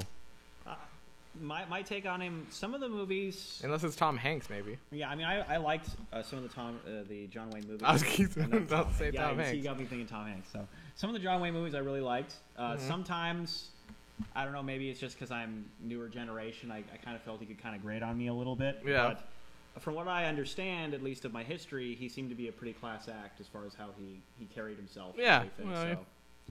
I think there's a lot to respect about him. But again, he was. I mean, he did different time. It was a different time where they were pumping out a lot of movies, and a lot of the stories are very similar. I'm going to do a video one of these days, not just on John Wayne, on the Western. On the Western itself? But like I've been told, and that's a foolhardy thing to do. It is kind of foolhardy, but it's a big genre, and John Wayne is like one of the kings of that genre. Well, I mean, he also had from Star Trek, Forrest Whitaker. Yeah. Or is that his name? Forrest Whitaker is the other guy. Forrest Kelly. DeForest Kelly. Yeah. Thank you. Oh, good. Look, you can actually bring Star Wars. Forrest Whitaker is the other dude. I know. God, you're killing me, man. You're 0-2 now. No, I'm not. Pokemon Red or Blue? Red. Dang it, there was. That's the only answer to that question. Don't ever ask that again. Yeah, there you go. Thoughts on spaghetti, like the spaghetti Western, or can we talk about spaghetti right now? Or just spaghetti in general. Let's talk about spaghetti for right now. Is not like one of the best foods ever? We're going with Italian. All right. It is. Really? Let's not talk about food right now. It's 3:13. I'm already starting to get hungry. Let's not go with food. Okay, spaghetti Westerns are awesome. Western is the amazing genre. Yeah, they will come. I think it will. I have to say on the Westerns, the last one I really, really enjoyed, because I thought that Westerns was generally just dead for a while, but I saw that 310 to Yuma. Yeah, that's a good one. I really enjoyed that film, and I thought that they really got back to kind of the formula that can make it engaging, and it'd be interesting where somebody could take a Western with how much technology has changed and, kind of the new innovations of film. Okay. I always really enjoyed the Westerns. Well, Westerns also kind of transformed into a lot of other genres, and that now you have Western values of man against the elements and that kind of thing. And of course nowadays you have what's that show, Westworld? That's a Western too. So yeah. Okay, what is your view on slapstick comedy and Charlie Chaplin and the king himself, Buster Keaton? Masters. Yeah. There's a great video I posted on slapstick comedy is hard. There's a great video I posted on my Facebook of Buster Keaton talking about all his old gags, and they're showing all the old gags. And like, yeah, that guy was a master. He's saying like He's saying when he did the gags, the harder he would laugh, the less the audience would laugh. So then at that point he's like, well, I'm going to take this really seriously then. Yeah. So he just like everything. He's like really methodical about all these little gags he does, and it shows, man. Those guys. Charlie Chaplin's a much more, I think, emotional. Yeah. Than Buster Keaton. Buster Keaton is purely like mechanical zaniness, but you also left out the Three Stooges. Well, Three Stooges, but Three Stooges is cartoony. I really enjoy the Three Stooges. Yeah, I'm not a big fan of Three because my dad didn't like them, so I never got exposed to them as a kid. Yeah. But then I go back in the history and I watch them and like, yeah, they're pretty awesome. So okay, maybe John, maybe that's why I like Tommy Boy so much. There you go. I got hooked on Three Stooges when I was little. It's the Tommy Boy connection. I absolutely love Tommy Boy, and it's I don't even think it's the same kind of comedy, but I just really enjoy kind of that slapstick stuff. Anytime we get together, Tommy Boy. Yeah, every time we get together, it's always like I got to talk about Tommy Boy. Can I please talk about Tommy Boy today? That's right. Yeah, that's right. Movie that inspired you to become a filmmaker. All right. Mine's easy. And what's yours? Star Wars. Star Wars, okay. Well, because it was the idea. We're not allowed to talk about Star Wars. Actually, I know we're not talking about Star Wars, but no Star Wars. No, but it was the fact of learning about the models and the lightsabers and just kind of seeing all those things that were so amazing separately, but then put together into a movie. that kind of makes you want to be. It felt like it really does make you believe that there is a storytelling genre of something far, far away, that you don't have to just do what's on Earth. And I think that was probably what made me be like, oh God, that's so awesome. So for me, it's movies that are the late '90s movies when you had a little bit of a weird genre twist between the indie thing was kind of coming out. We had movies like American Beauty with the actor we cannot name anymore. We had one of my favorites is The Big Kahuna, which also stars the actor we can't talk about anymore. But then we had movies like one of my favorite movies is Wonder Boys with that was the first time that Spider-Man met Iron Man. Right? And they were in bed together. There's a scene where they're both in bed together. But movies like that, and then Mulholland Drive came out at about the same time, and that's when like, man, this is what you can do with movies. I liked all the other movies, but like I loved Indiana Jones as a kid, but like that was my play thing. I didn't think about I can actually make stuff like this. So those are my movies that I go to. Nick's fan just made me laugh because he said, "Is the Star Wars Christmas special better than the prequels?" Answer: yes. So we were talking about this the other day. We were talking about it, and I was like, getting lunch. You didn't I don't think you realized that it was a Star Wars Christmas special. I thought the Star Wars Christmas special was the one with the girl and the Wookiee. Or not Wookiee, the girl and the Ewok. Yeah. Which is not. Well, maybe you think like maybe an Ewok adventure. Maybe you thought the Ewok was the kid Wookiee. Maybe. Aha! I don't know. Aha! There actually is a possibility. Do you like Harry Potter? If so, what is your favorite character? Harry Potter is my favorite. No, it's Hermione, man. Honestly, it's Neville Longbottom. It's Hermione. Because that dude got crapped on the whole freaking thing. Well, that's true. And like he came back with a sword and like sliced the snake's head off. So I'm gonna go. I like Neville. Hermione because she's Emma Watson. That's the answer. What is your favorite movie? P.S. Don't tell me it's Harry Potter. It changes. It's never that way. Question: have you been to the Harry Potter experience in Universal? You know what? I feel like we're gonna have to do a video log. We're just gonna go there and just make Tim have to experience this stuff because he'll be hating it. Tim's brother is a big Harry Potter fan. Oh, yeah. I know, but Tim isn't. Maybe we could have Tim and his brother. My older brother, he had his wedding at Disneyland, and then for the honeymoon, they immediately went off to Orlando Studios to do the Harry Potter experience over there. No, it's and they've been down to the one in Anaheim a lot. Yeah. So it's like it's in my blood, the Harry Potter thing, but I just hasn't caught fire with it. If you had to compliment this Tim guy, that's right. What would you say? We need to stay on this question for a while. We need to really dive. John, what would you say? What would your compliment to Tim be? Of all of us, his hair is most intact, I think. That is a fair true. For the time being. I'm a teacher, so how long is that going to last? It'll just make me more and more honorable. Joe, your turn. If I were in a zombie apocalypse, you would make a good meat shield. Thank you, I think that's a good compliment. I think that is the most emotional we've got on the show. I know. It brought a little bit of a tear to my eye there, you know.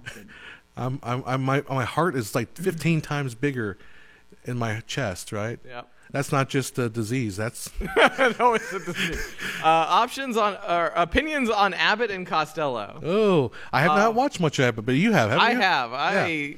I love the comedy of it because they're a good team. A lot of their stuff is really just well done. Like the comedy in it is, but at the same time, there's a story. You always have kind of the girl love interest kind of a thing in there somewhere. Some of them aren't, but they always kind of have a good flow and just really smart comedy, like back and forth, and talk like the way they talk to each other, the way the story ends. I kind of feel like it was comedy that was just a good story all the way through. Like it wasn't just about the comedy. Like the story was actually really good, which is surprising because you say like, oh well, like meets Frankenstein or whatever. Oh yeah, Man or yeah. whatever, like so. I mean, I was kind of like lament about the miss of all the comedy duos. You had Abbott Costello, Laurel and Hardy.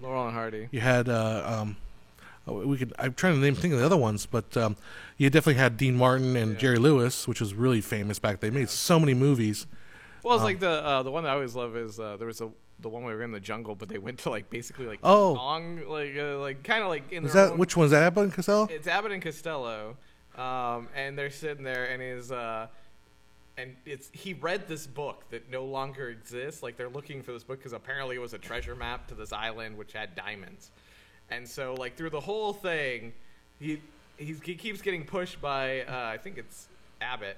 Yeah, Abbott. He's trying to push him through, and so, like, Costello's like, oh, he's reciting the word, like, the words, like, oh, they stopped here on their trip because down there is the river and all this stuff, and yet he keeps saying, like, he's this great explorer, but he's not. Like, that's the thing. So, like, he thinks that Abbott's pretending to be a lion in this lion cage, and he's like, ha ha ha, look at me, la la la, like putting his head in its mouth and all that. He's like, oh, keep it up, Abbott, I'm really buying it. And of course Abbott shows up outside the cage, and it's like, and then he turns into a complete and utter coward, like trying to get out of the cage, but only Abbott's there. And it's just, you know, after everybody left, and then the very end of it is he finds all the diamonds, and Abbott winds up working for him because he's rich and Abbott's not. Because spoiler alert. Yeah, spoiler alert. In case you wanted to watch that movie and you just like, well, let me turn on IQ. But they Live, just have this great rapport with each other. You believe that they're frenemies,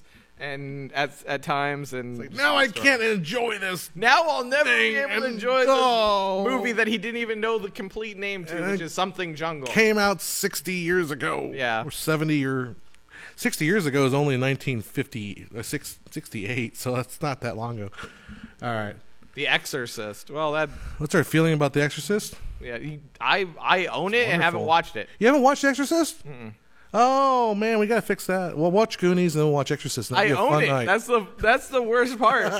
I own the damn movie. It's the first horror film to ever be nominated for an Oscar. Yeah. It didn't win though. And you know how long I've owned it? How long have you owned it? Since freaking 2001. I've owned Exorcist. Next year it'll be able to vote. Yeah. I owned it and have yet to watch it. Well, that needs to be solved. That needs to be fixed then. Have you seen Silence of the Lambs? Yes. Okay, so you have seen that. I saw that. Silence of the Lambs is the first horror film to win the Oscar. So there's your trivia for today. Thoughts on Smurfs, like the cartoon or like the Neil Patrick Harris movies? Oh my gosh. You know, the cartoon way back in the day, that's in like in the category of like, I remember I watched it a lot when I was a kid because I was really young. But then you go back and you look at it, you're like, why? Why? You know, I'm just like, well, you know. But for some reason, it's achieved that status. Like, oh, it's good old Gargamel and know, all that. Oh, here I like this one. Nick's fan came up with. Do you guys agree that knowing there is a twist in a movie ruins the movie? Oh, that's a good question. Okay, I totally agree with this, and this is one of the things I think that, this is just my opinion, I think Hollywood falls down so much in the way they do trailers. Because they just give away so much of the movie with a trailer. Yeah, now, and it's always a careful balance because you want to drag people in, you want to like get some of the special effects and all that stuff. But I always get this feeling that it's like they basically tell me the whole story of the movie in the trailer. It's like, all right, well, either that or they took all the cool parts of the movie and that's everything that's in the trailer. Yeah. And so then you're like, okay, well now I'm just sitting through a bunch of boring stuff, and it's like, okay, I saw that part in the trailer, not impressed. So yeah, that's. What are your thoughts, Joe? I kind of agree. More so for the fact that someone goes, "Oh, and there's such a great twist." You're sitting there at the beginning of the movie, going like, "Is he dead?" Like, or like, what's like? You're trying to figure out the twist more than enjoying the journey of the movie. Yeah. You know what I mean? You're sitting there going like, "All right, well, is that character this, or is this character that, or am I seeing it from some weird angle? Like, what's going on?" Instead of just enjoying the movie and then hitting the twist and be like, "Oh, that makes you think," or you know what I mean, or something. And you're trying to second guess the movie all the time. You're second guessing the movie. I'll give you an interesting example of a weird twist that kind of ruined the movie a little bit for me, and that was Cloverfield Lane. Remember that movie? Yeah. So the whole movie is like, you know, she's stuck in the bunker. Obviously, this is a spoiler because we're talking about freaking spoilers. But she's stuck in the bunker with John Goodman, and she doesn't know. She thinks she's crazy. Yeah. She doesn't realize that outside is all hell breaking loose. Well, if we the audience didn't know the movie was named Cloverfield Lane, that gave away the ending. Yeah. That gave away the fact that there's a monster outside. Mm-hmm. So you lost all that suspense. Yeah. So anyhow, that's a weird. But I kind of agree. Although I'm one of the people that I don't believe that spoilers are that bad. But I understand why people would get upset, and yeah, I agree. It kind of sucks to know there's a twist. Okay, here we go to the end. Do you think trailers used to be better or better now? Oh, I don't know. I'm thinking on this. Like, I kind of miss the old. I mean, it is cheesy, but the whole in a world. In a world gone mad. Exactly. One man stands at a taco shop. Yeah. I make the tacos. Yeah. Like, and I mean, and he is angry. I am angry. But that was kind of how it was. It actually sounds like a real trailer. It was, Yeah. it was like the one guy who was doing all those recordings. Don LaFontaine. Yeah, and he made bank off of that. Yep. And now we look back and we're like, oh man, that's cheesy. There's But- your slapstick comedy. To answer the challenge that someone said, that's our slapstick comedy. Taco guy, angry taco guy. I'm an angry. Also, he's Angry slightly Italian taco guy. Angry Italian taco. I make a guy. tacos. I make the tacos. I make a tacos, even though I'm an Italian. Yeah. I make the tacos in Brooklyn. See, I'm jumping ahead a little bit, but the master of the universe, I think his answer is exactly what I think with the trailers, is that mainstream trailers are spoiling too much. Back to the Future, way back in the day, was short, captivating, and didn't spoil. Yeah, exactly, because that's what it was. It's like, because then you really feel like you're getting dun, your money's worth. dun, dun, like, and then, but at the same time, you did know there was a time machine in that trailer. But that's not really a spoiler, a twist. Yeah, it's like, Because it happens in the first 10 minutes of the movie. Because that's the thing, is the thing that lowers down. You see the. You kind of have to give But the you have audience, to, I like, think. hey, this is a movie about a time machine. Like, Yeah. it'd be kind of cool, to, like, if we just, like, if the future of movie marketing was, like, here's the name of the movie. It's good or it's bad, and we tell you nothing else. That'd be freaky. Don't mess with the taco. mess with Grindhouse movies. Oh my God! They need to stop making that crap. Seriously, like there's a. Did I show you the guys that movie? No. The naked girl on the run. I spit on. It's like I spit on your grave yeah, kind of thing. yeah. I remember that. Like that. The Grindhouse, that group that's around here somewhere. Yeah, so there's a group around here that does these really, like, there's one, they made a movie called Naked Nuns on the Run or something like that. Yeah. And then the thing was, I Spit on Your Grave. It wasn't I Spit on, because that's the official movie. Is I Spit on Your Grave is the original Grindhouse movie. But modern Grindhouse is like, no, just make your damn movie. Don't put all this crap on it and make it look like it's Grindhouse. Yeah. Quentin Tarantino and Robbie Rodriguez, or Robert, whatever his name is. I didn't Robbie. like either of them. Yeah, they tried to do that, and it failed. And well, it was okay, but like, let them do that. Do your own damn thing. It was an interesting thing, but yeah, I think it was it's something that was caught in that time that really can't be reproduced anymore. Yeah. And some people obviously probably feel differently, but I feel like we've moved past that gritty point. Well, they're trying to make what looked like cheap movies in the 70s. Well, but no. with a big budget. Yeah. Yeah, but nowadays, like, no, make your movie look like cheap for the 2020 18s, And also, at the same time, you're seeing all these ones that are, quote, the Grindhouse ones that, like, oh, so great, blah, blah, blah. But then there are 10,000 other ones that were made fun of, like Mystery Science Theater 3000. Yeah. That were just terrible. But there's, like, a few shining ones that were so bad they were good, but 90% of them were so bad they were bad. Yeah. And, like, that's why there's just, like, a slew that can be made fun of. And let me also add a point that I'm not talking about mocking those movies, because the other option is what's the name?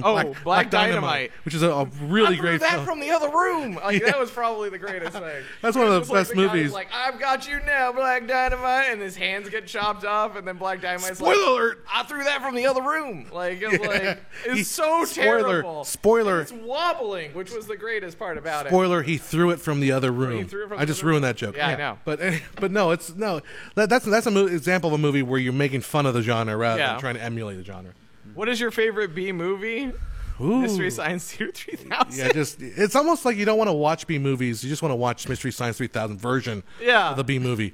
Well, I just love bearable. That. It's bearable. It's bearable that way. Have you tried to watch Manos Hands of Fate without? Oh my gosh, yeah. That's a great episode. Yeah. Or you skipped. What did I skip? Higher on the list, there was thoughts on Suicide Squad. Oh, okay. I didn't hate it. I could see what they were trying to do. With the movie, I mean, everything was too predictable. But go. Yeah. Well, here's my thinking: is that, and I could be wrong on this because I'm not a Marvel/DC aficionado, but there's definitely a war going on, and Marvel's had a lot of success. DC wants to have success. But DC wants to separate themselves, like, definitively from Marvel. They don't want to follow the same formula. They don't want to have the same kind of gags. They don't want it to be interchangeable. And so they tried to take it a little bit of a different way, and the problem is they're still trying to figure out the formula. You know what I mean? So they're kind of throwing a lot of stuff out there to see what works. Right. And so I think they went one way with Suicide Squad, and then they went a different way with the latest Justice League. Yeah, Justice League was a lot funnier than Suicide Squad. Yeah. Suicide Squad was kind of a downer. And then he had that weird juggling women. I mean, is it as bad as Fantastic Four, Joe? Because you've seen both. No, Fantastic Four was worse. Fantastic Four was like, There's here's the thing. So, okay, we'll go on this real quick. Because Fantastic Four, the whole idea is that they're a freaking team. And that whole movie was they're not a team. And at the very end, they're like, I guess we should be a team against that one Doom guy that's on another planet. But wait, what if we just shut off the thing that has him on another planet? We don't need to be a team. Oh, but we should be a team. That's what this movie's about. All right, let's go in there and beat him. All right. Like, then they do it. It's just terrible. It was just bad. So there was no teamwork. Everybody hated each other. I was like, this isn't the Fantastic Four. They liked each other, and they formed a team. Like, this was kind of like I guess. Yeah, see, this is one of the things I'm interested to see with the Though Suicide Squad, Suicide Squad did have the one thing where it was like he's like, oh, who are you? He's like, I'm Indian guy, and it's like, what's my one job? You're gonna run away and your head's gonna blow up. Like, oh wait, so I have no reason other than to be the guy that runs away and gets my head blown off. But in all fairness, that happens in the animated series in the very first episode. Well, yeah, but I mean, like, they could have I would like to see one where somebody just believes that this is bullshit that's happening. Like there's a bomb in your necks. Like, the guy looks at the one guy like, dude, there's something glowing in your neck. All right, well, I'm not going to test it. Like, self-preservation has to kick in. That's all I'm saying. Is the preservation of your life. Like, I'm not going to be the first one that runs away. Like, I guess he's not a super shitty He's not a real character. He's a plot device. Yeah, but that was like the thing. Why did you need that plot device? Just believe that there's this well, you could have the plot device, and maybe just don't. You live in the DC world. Everything is shit. Just believe that the shit has just happened to you. That's all I'm saying. Is like, at least in the Marvel universe, there's some semblance of like, if someone was like, there's a bomb in my head, like, oh, there's good enough times in my life that I believe that maybe so. In DC, Joker poisons water and blows up orphans. Like, there's clowns running the city. Believe that they could possibly put a bomb in your neck. It's easy to put a bomb in your neck at this point. Is all I'm saying. It's just that you might have that one guy that says, I don't believe that stuff. Yeah, I'm so cool. I'm gonna. And one dude throws fire out of his hands. Just believe in anything at that point. That's all I'm saying. What are you gonna say? You were gonna say something before I went on this tangent. What I'm going to be interested to see is when the Infinity War comes out. Here's my take, and I could be wrong. Is it's always tough when you have superhero teams. Yeah. Because you have to have a villain or a crisis that's so compelling that it literally requires everybody on the team. And then you were saying that was what fell apart with Fantastic Four. Is it's like, okay, there really wasn't a crisis because they all came together at the last minute. They were mostly fighting the whole movie. Yeah. They came together in like 5 seconds. They won. Yeah. So it's kind of like, all right, well, we really have to have a team. So the interesting thing with Infinity War is going to be, how are they going to get all these actors and like big name superheroes to share the screen time, but at the same time make the whole battle like seem compelling enough? So like they're going to have, like, in some ways the villain has to be that much better. You know what I mean? But in order to make all these heroes fit in for it to be a quote good movie. Because if it's just really cliched and like you said, if it's like, oh, Spider-Man, craps his pants and then he runs away and his head blows off, it's like, oh, okay, well, I'm a Spider-Man fan, great. That's Did that guy even have a name? No, but no one was a fan of that guy. He was just a plot device. Yeah, but anyway, we could go because we're spending a lot of time on that. Dissect DC and Marvel for like a whole freaking thing. New rule. Scratch. New rule. Is it true that John was Belushi's stunt double in the film Blues Brothers? That's true. Yes. He also made out with Carrie Fisher. That's right. Fond memories. Fond memories. She was crazy. To get back to Justice League, did you not find the director's difference between Whedon and Snyder to be jarring? You could tell the difference of what was Whedon and what was Snyder. I have to agree. I think it depends on how closely. Well, look at me. Depends on how close you look. I mean, I could tell certain parts, but like I couldn't say, well, this scene was definitely Snyder. This scene was definitely Whedon, because they kind of started to meld a little bit. I felt like all of a sudden it would be humorless, and then all of a sudden like it would cut to another area, and then all of a sudden there'd be humor inserted. So I felt like you could kind of, because Whedon does have that very much like jokey humor. Like you saw it Yeah. in Buffy, and you saw it in Avengers, and you saw it like. The thing is, like, you insert you a character, kind of see Snyder jumping. but you insert a character like the Flash, who's always kind of jokey anyway. Yeah. So you wonder, like, well, he was jokey probably before when Zack Snyder was still working with I him. don't know, because it felt like we saw the Flash beginning, like right when Yeah. he goes and visits his dad, and it's very like there's no joke. He's like, "You're gonna go and you're gonna make something better yourself, and you're never gonna come back here again." And like there was no joke, no anything, like no humor, like oh, like I'll be back, like I'll see you next week, like you know what I Yeah. mean? It's like, but I said never come back. And then, like, you know, you could see, like, the Flash tears in his eyes. There was no emotion behind it because, again, there was no Flash movie to set up what we should feel for these two because he's brand new. Like, it was just like, you're gonna do good, kid. You're gonna do great. And it's just like, okay. But wasn't but all it's those his dad. commercials that the trailers, the Batman, the Flash, and like, oh, you're the Batman. Yeah. Wasn't that before Zack Snyder walked off, or not walked off, but like had to quit? Which ones? Like the one where where Batman throws his Batman at Flash and it's like, oh, and he does his thing and it's like, yeah, I No, need to that get. was actually That was later. after. That was all That after. was and stuff? actually- Okay. But like you can tell because again, it like the very part where the guy's like, oh, being a bully, like to him, and then he super speeds the writing on his face and stuff. Well, that Even sounds like that doesn't even sound like that wrestling. felt. I don't even know if that was Zack Snyder because there's a gigantic cut between that where he gets pushed and then he turns around and then it is a direct cut of that guy to his back, and then he writes the thing in, and then there's a shifting. But I mean, who knows? Yeah, we don't know. I'm gonna say We also don't know that, Whedon-esque. like, Zack Snyder was told, hey, yeah, you don't know what. do a little more what, comedy in that thing. A little more critiques comedy in were. it. Yeah, I mean, who knows? So what we're saying is release the Zack Snyder version. Yeah, let's have a definitive Whedon and a definitive Zack Snyder. Why would version, anybody and we will suffer? judge them both. Now, Suffer see, through that. The next one they're talking about here, John and I have had long conversations about. What's This is this? interesting. Uh-oh. Dunkirk. Dunkirk. I have not seen it. He's not saying Dunkirk. No, you guys went and saw remember- it in Ontario. 70 millimeter, we yeah. saw it on the 70 millimeter, right? 70 millimeter. Yeah, 70 millimeter. There's So- a petition for Snyder's version to be. Yeah, I know that's we're joking about that. Yeah. So with Dunkirk, I remember walking out of the theater, and I think one of the first things I asked you was I said, "Hey John, how many ships sank in that film?"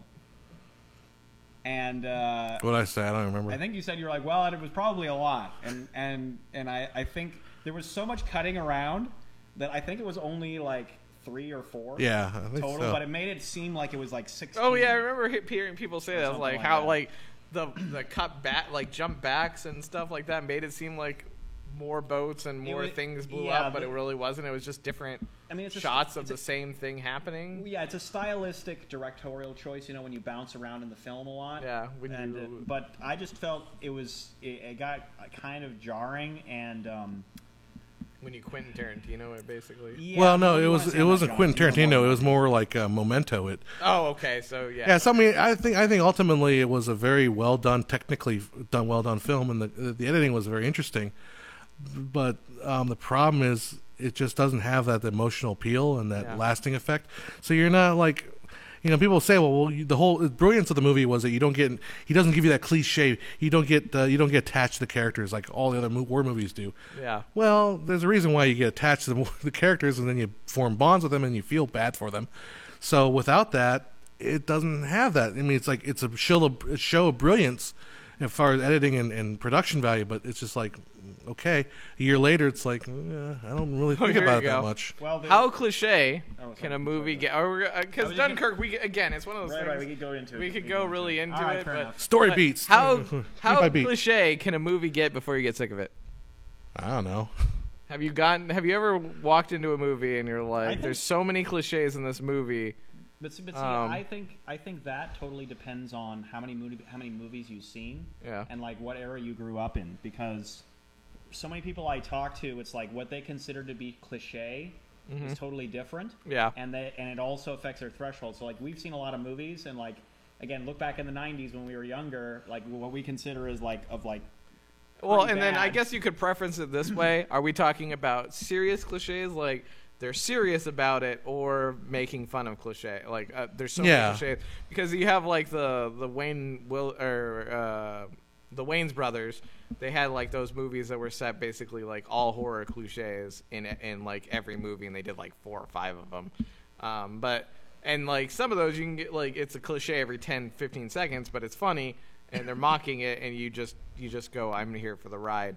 But then there's also some movies where it's like you're watching it and they're seriously they've seen maybe who knows 10 of that genre, and they're throwing like cliche or things from every one of those movies in there, and it's really not even just doesn't feel like their story. It just feels like a series of like pieces from other movies. Yeah, so kind of cliche. It kind of goes like, how do you define cliche, or what you're saying? Because there's also that concept of archetype. Yeah. You know, like we talk about Joseph Campbell keeps being brought up as far as like the mono myth, right? Yeah. Right. Now that kind of goes back to Carl Jung and his idea of like the subconscious, the cultural subconscious, and all the different kinds of characters, like the trickster, but those are essentially cliches. Yeah. You know?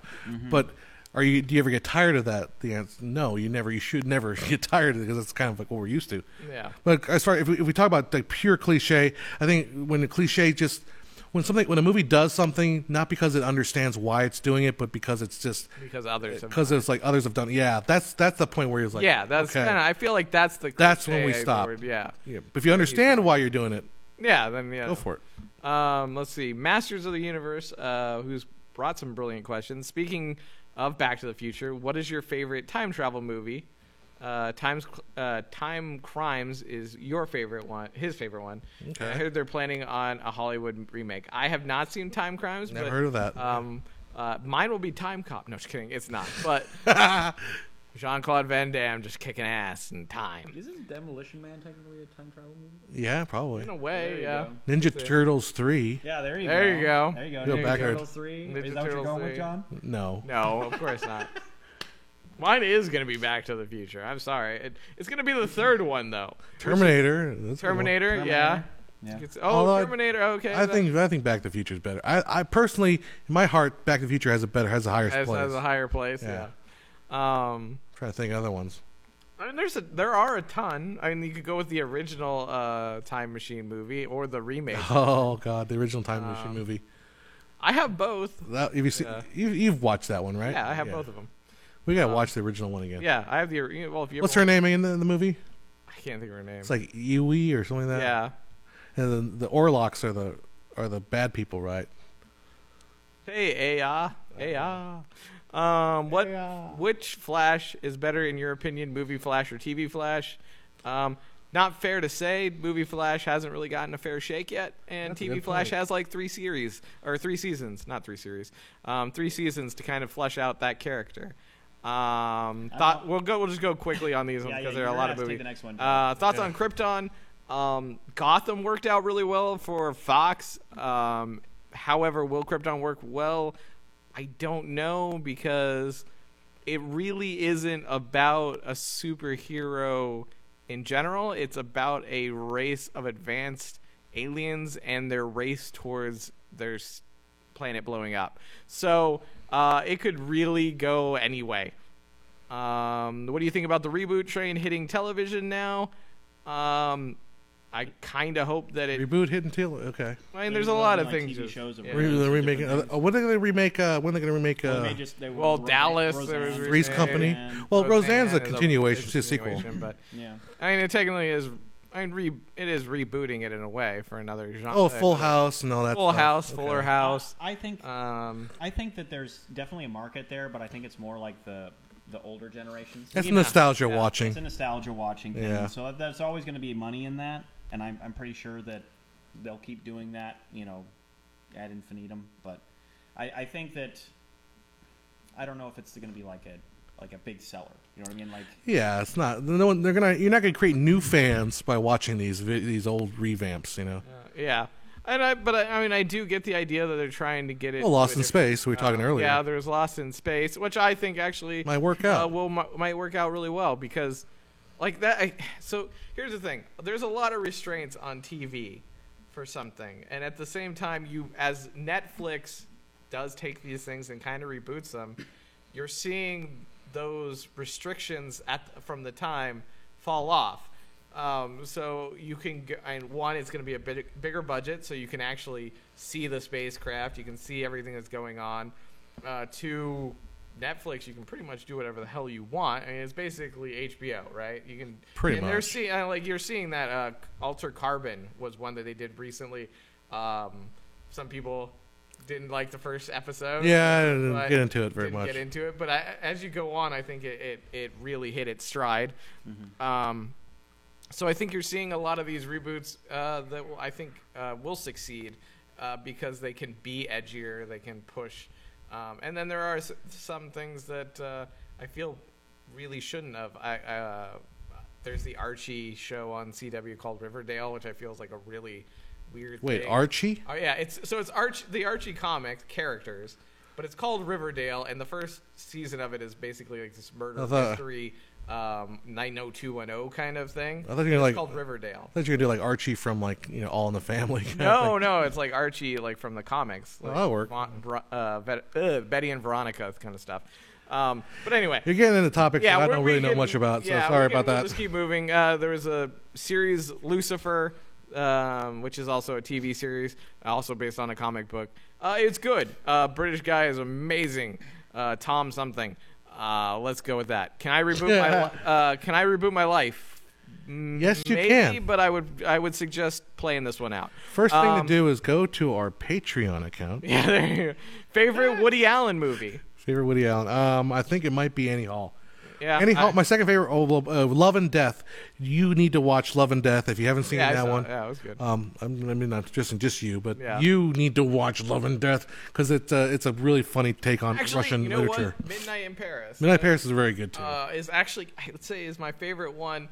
Even though I'm not the greatest or not the biggest Owen Wilson fan, I just love wow. Have you seen the collection? Wow. Oh wow. You're not the biggest. You're not the big. Oh wow. Owen Wilson fan. Wow. No. But the message in it was cool. I love. Yeah, I like the message in it. And then Marion Cotillard is beautiful. Yeah. She is one of the most stunning women working in Hollywood. Another one of my lists. Do you think we can still make movies on the level of Godfather in the future? Yes. Yeah, sure. I think that any genre can. There's so many opportunities that are still out there for good storytelling, and I mean, there's so much that's happening in the world every single day. Yeah. That I mean, there's so many subjects out there that are just waiting to be made, and I think the more that we look to the older generation to make the Godfathers, there's like, well, we need the Hollywood studios. They have to make the Godfathers. We have to wait for that. It's like not necessarily going to come from there. I mean, maybe there's going to be, the next generation, you guys that are doing this stuff that once you kind of really get a handle on those good storytelling elements, and then you understand the tools and the mechanics that you have. Because think about it, we talked about Charlie Chaplin, all those guys. It's like very minimalist as far as what they could do with the medium. But their creativity took off, and they just maximized it, and that's really what I think is totally possible nowadays. And no one said to Charlie Chaplin, "Hey, you're not going to be able to make movies the way that D.W. Griffith made movies." Yeah. Not that they're actually contemporaries, but those guys were people. They weren't, they were out there trying to make the best they could, and that's what we do now. If we go out there and try to make the best we can, then it will happen. Exactly. And then we won't make another Godfather, but we won't make another Goodfellas, but we'll make whatever we make. Yeah. We'll make a Sopranos. We'll continue on to whatever we make. That's what we'll do. But see, I think too. Look at Game of Thrones and the quality behind that. I mean, the public is demanding more and more high quality stuff, and either TV is going to provide it or the movies are going to provide it. And that's I think that's good because that kind of competition keeps pushing the best to the front. Now, you're always going to get garbage that gets mixed in there. There's always going to be, low-budget films or whatever that's thrown in there. But sometimes that's how people get a shot to get on the scene. What was the director for Black Panther? He really had to work his way up to that, right? That was kind of his, I think it was his second big film that he did. I'm pretty sure I can't remember. I don't even know the name. I know that was like an opportunity that he kind of jumped on, and I mean, look at how much money that movie's made. Yeah. Did you see Isle of Dogs? I will try it eventually. Yeah. It's playing over here. It's playing here finally. Oh, is it? Yeah. Okay. But yeah, so I mean, I think we're almost. We're gonna wind down here because we're all getting hungry. Yeah, because we're hungry. And we can tired. And again, we'll do this next month, obviously. Yeah, we'll be back. And we'll be back. But again, thank you guys so much for coming and hanging out and chatting with us and asking these great questions. A lot of what we've been normally we were kind of like, oh, we're going to talk about stuff too. But you guys have had some great questions that I feel like we didn't really. Yeah, Joe's always like, hey, we need to come up with stuff we can talk about in case they don't ask questions. In case they don't ask questions. You're going to ask questions. Yeah. And so these are going to be like, did you go to film school? What's your favorite movie? Yeah. Can you talk about Star Wars? Yeah, I think they can make a new Godfather that has a different style to reflect on the style of film. Yeah, exactly. That's what it's saying. You're never gonna have a Godfather again, like a mafia movie that. I mean, they might be like, oh, it's Godfather-esque, but you're gonna have something lasting like that, and probably in some other version, in some other way, So let me ask you, would you, if you want to sit down and watch a movie right now, would you rather watch Godfather or would you rather watch Goodfellas? Oh, that's hard because I really do like them both, and I think I would probably just go Goodfellas. I know, that's the thing. I could sit down and watch. I could sit down at any point in Goodfellas and just watch. Just pick it up anywhere, right? Mm-hmm. But Godfather is like, I have to invest, man. Yeah, I have to sit down. I sit down and like really watch this thing.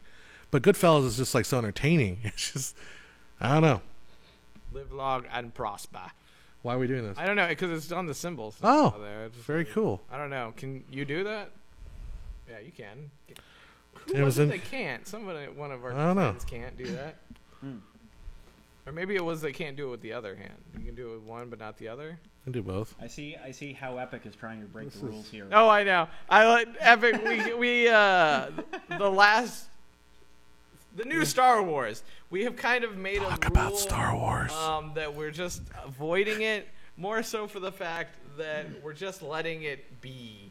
Maybe after the third one comes out, we'll sit down and just we'll talk about it. When Solo comes out, we'll talk about Solo. We'll definitely talk about Solo.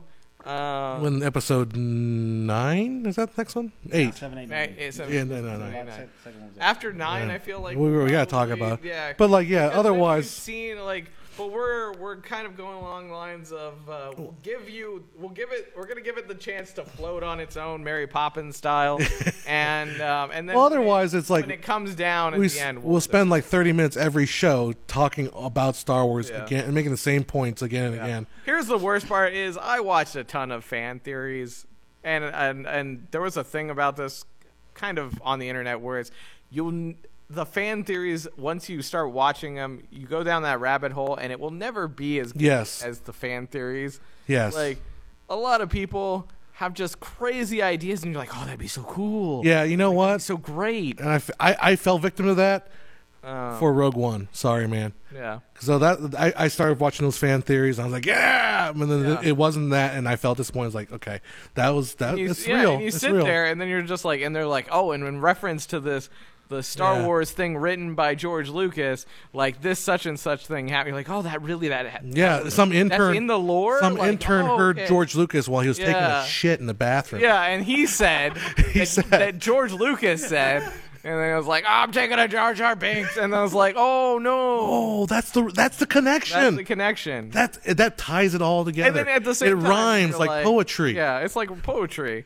and then you're like hoping that he was actually an evil Jedi, like an evil Sith. Oh, yeah. And wouldn't that be so good if he was? So good, like, because he said in this one thing, like, people don't know how Jar Jar Binks is, evolved. This is why we have the rule in place. Yes. Yeah, this is why we have the rule in place. Because it's this freaking black hole. It like all of a sudden you just right down the drain. Welcome to the Event Horizon.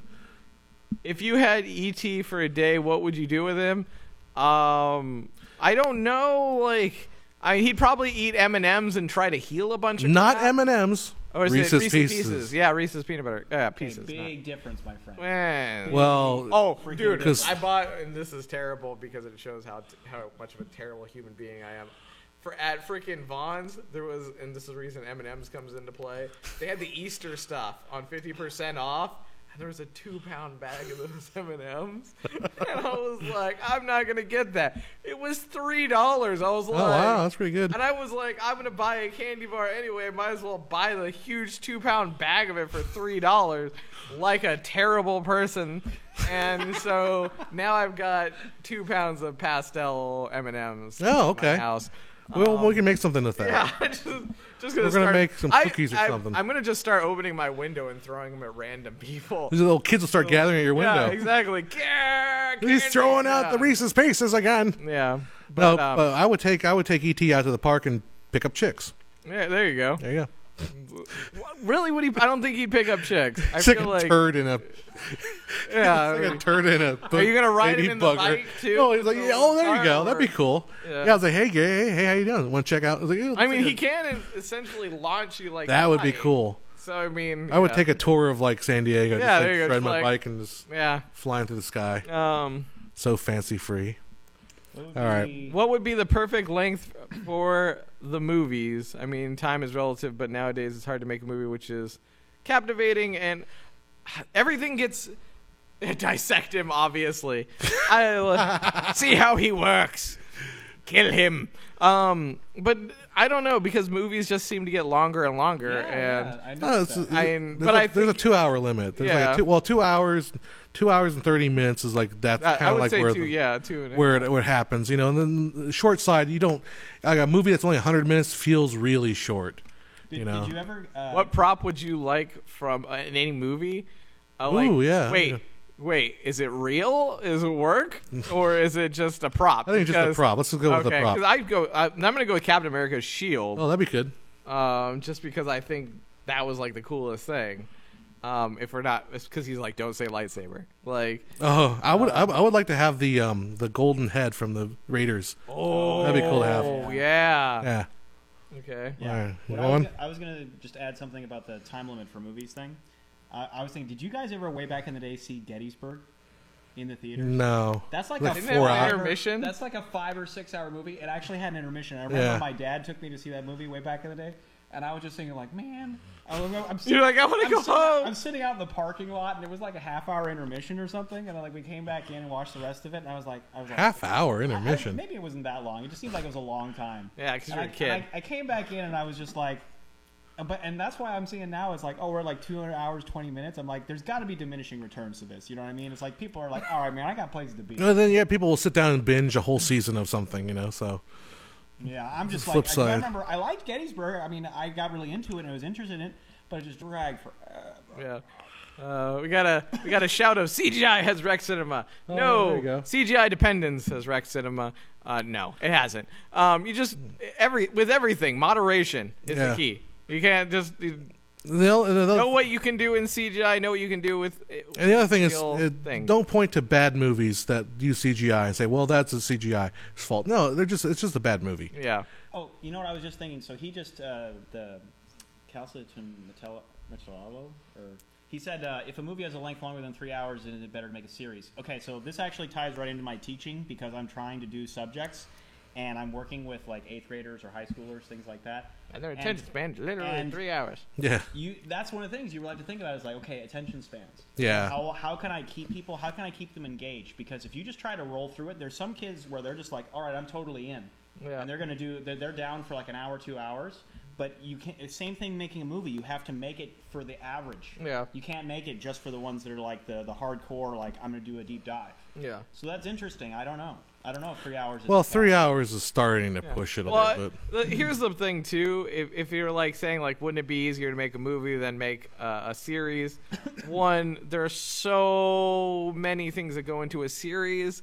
Like you could go like sure you could be like I have 12 hours of content and I can make a 3 hour movie or 12 hours or 12 episodes of a series, but you're thinking like you always start off thinking like I'm just going to tell this 12 episode series like Stranger Things, right? If it were to just go from the first season and just end at that point, you could say like that was actually really it buckled up nicely. But then they're always thinking like, well, if I've already done one season, I could do 2 seasons. Right. So you're never going to have that moment where you're just like, I'm going to write 12 episodes, and no matter what is brought to me, that is what I'm doing. And I'm never going past that. Because at the end of the 12, you're like, well, I could come up with another 12. And it's just the same thing. If I create a 3-hour movie, I could create another 3-hour movie out of that, depending on the content, obviously. So I think you're never going to be satisfied with what you have. Whether if you have a movie or you have a series, there's always that next step you can take. So I would say, yeah, there are certain things that could make a 3-hour movie and just be good, but then you also have the fact of character. Whoa, what? I don't think went. Yeah, it's still streaming. We're circling. Are we still streaming? I think we're still streaming, but all right. Well, hopefully we're still streaming. Or does it automatically cut off at 4? No. But I think actually we should wrap it up. We could just hit refresh on that. Yeah, let me just hit a refresh. Hopefully you guys can still see it. All right, well, we are kind of closing in on that. Yeah. It says chat disconnected. Uh-oh. Chat disconnected. Please wait Hold to on. reconnect. Uh-oh. Be right back. Let's keep talking. Yeah. Hopefully. Let me just refresh. Oh, Mr. Wilson can see us. Okay, you guys can still see us. Okay. All right. Cool. Yeah. So. Yeah. Apparently this thing just isn't. Yeah. But I think what you're getting at, Joe, is that it all comes. Oh, good. Thank you. Yeah. Another ad to watch. Yeah. It all comes back to that. The old. I can't see anything shit on this anymore. I think it was Shakespeare that said brevity is the soul of wit. Right? Yeah. And that's the problem you always run into with the longer series and stuff. Is it's like, when is less more? Mm-hmm. You know what I mean? Like you always run into that risk of you're just dragging this out and you're putting in stuff that doesn't really matter and it's not core to the story and just feels like filler. So it's almost like the more you add, the more you're taking a gamble. Unless you have like a really hardcore put out story and it's like all these base elements we have to cover. And so I also got into a kind of debate on Twitter. I was going to bring it up, but I did a thing where I took an average of all the short films that won an Oscar in the last 56 years. Yeah. Turned out the average length of the short film was like 23 minutes. And the argument was like, well, if you make a short film, it needs to be under 12 minutes. Like, no, all the Oscar winners are over 20. But the whole thing is like, the point is make it good. Yeah, exactly. Don't worry about the length. Make it good. If you can make something good for 12 hours, that's what you got to do. If you can make something only good for 3 hours, make it good for those 3 hours. Yeah. Don't make it. Don't try to stretch it out to 4 hours or whatever. Yeah. I know those are all like generalities things. So, all right, so we thanks for hanging out. Do need to go. I mean, Yeah, we were pretty much only going an hour, and we've gone 2, which is amazing. The real sugar Pepsi probably got us through the extra half hour. That's true. Yeah. That is true. The real sugar in Maybe it. for you guys. Yeah. For people that show up late, they don't get no real Pepsi. No Pepsi. Yeah, I know. We'll be back next week. Yeah, By next week, I mean next month. We'll have some new content come. It was a jump right there, right? Like we will be back next week. I mean next month. Yeah. No, we'll have some more content coming. I got another episode of Film Jobs that we're going to release pretty soon. Yeah. New kind of. Joe talked a little bit about we're going to try to do a story, kind of a story analysis show that I want to do. And then I want to do a studio thing. This is kind of pie in the sky stuff. But, there's a lot of stuff we're trying to do. There's a lot of stuff, and again, not part to of that, push it, but we're gonna push it a little bit. Is Patreon? You saw my finger on that button. As we get more patrons. As we get more patrons, we're able to do more, and through more, we're able to put out more content. It's it's that rolling rock of helpfulness. We can kind of devote more time and your guys' help to pay us, pay people, the studio and all that stuff. Yeah, exactly. Because right now I'm taking up a lot of jobs doing stuff. I mean, the good thing is I'm paying the bills, but I can't spend that much time on this stuff. But we want to change that. But we do that with your guys' help. Your guys' help. Yeah. And again, thank you guys so much for hanging out with us. Mm-hmm. Okay. So Calcerton Metalaro. Adios, amigo. Adios. Adios. Adios. Until we meet again, any final thoughts? Safe trails. Happy trails to you until we meet again. Yeah. We just got a strike on the copyright. Oh crap! Oh crap! All right, guys. Thanks for hanging out. Thanks, you guys. Later. Until next time. Oops, that's not the button. That's me. It's that button. There we go. Bye-bye.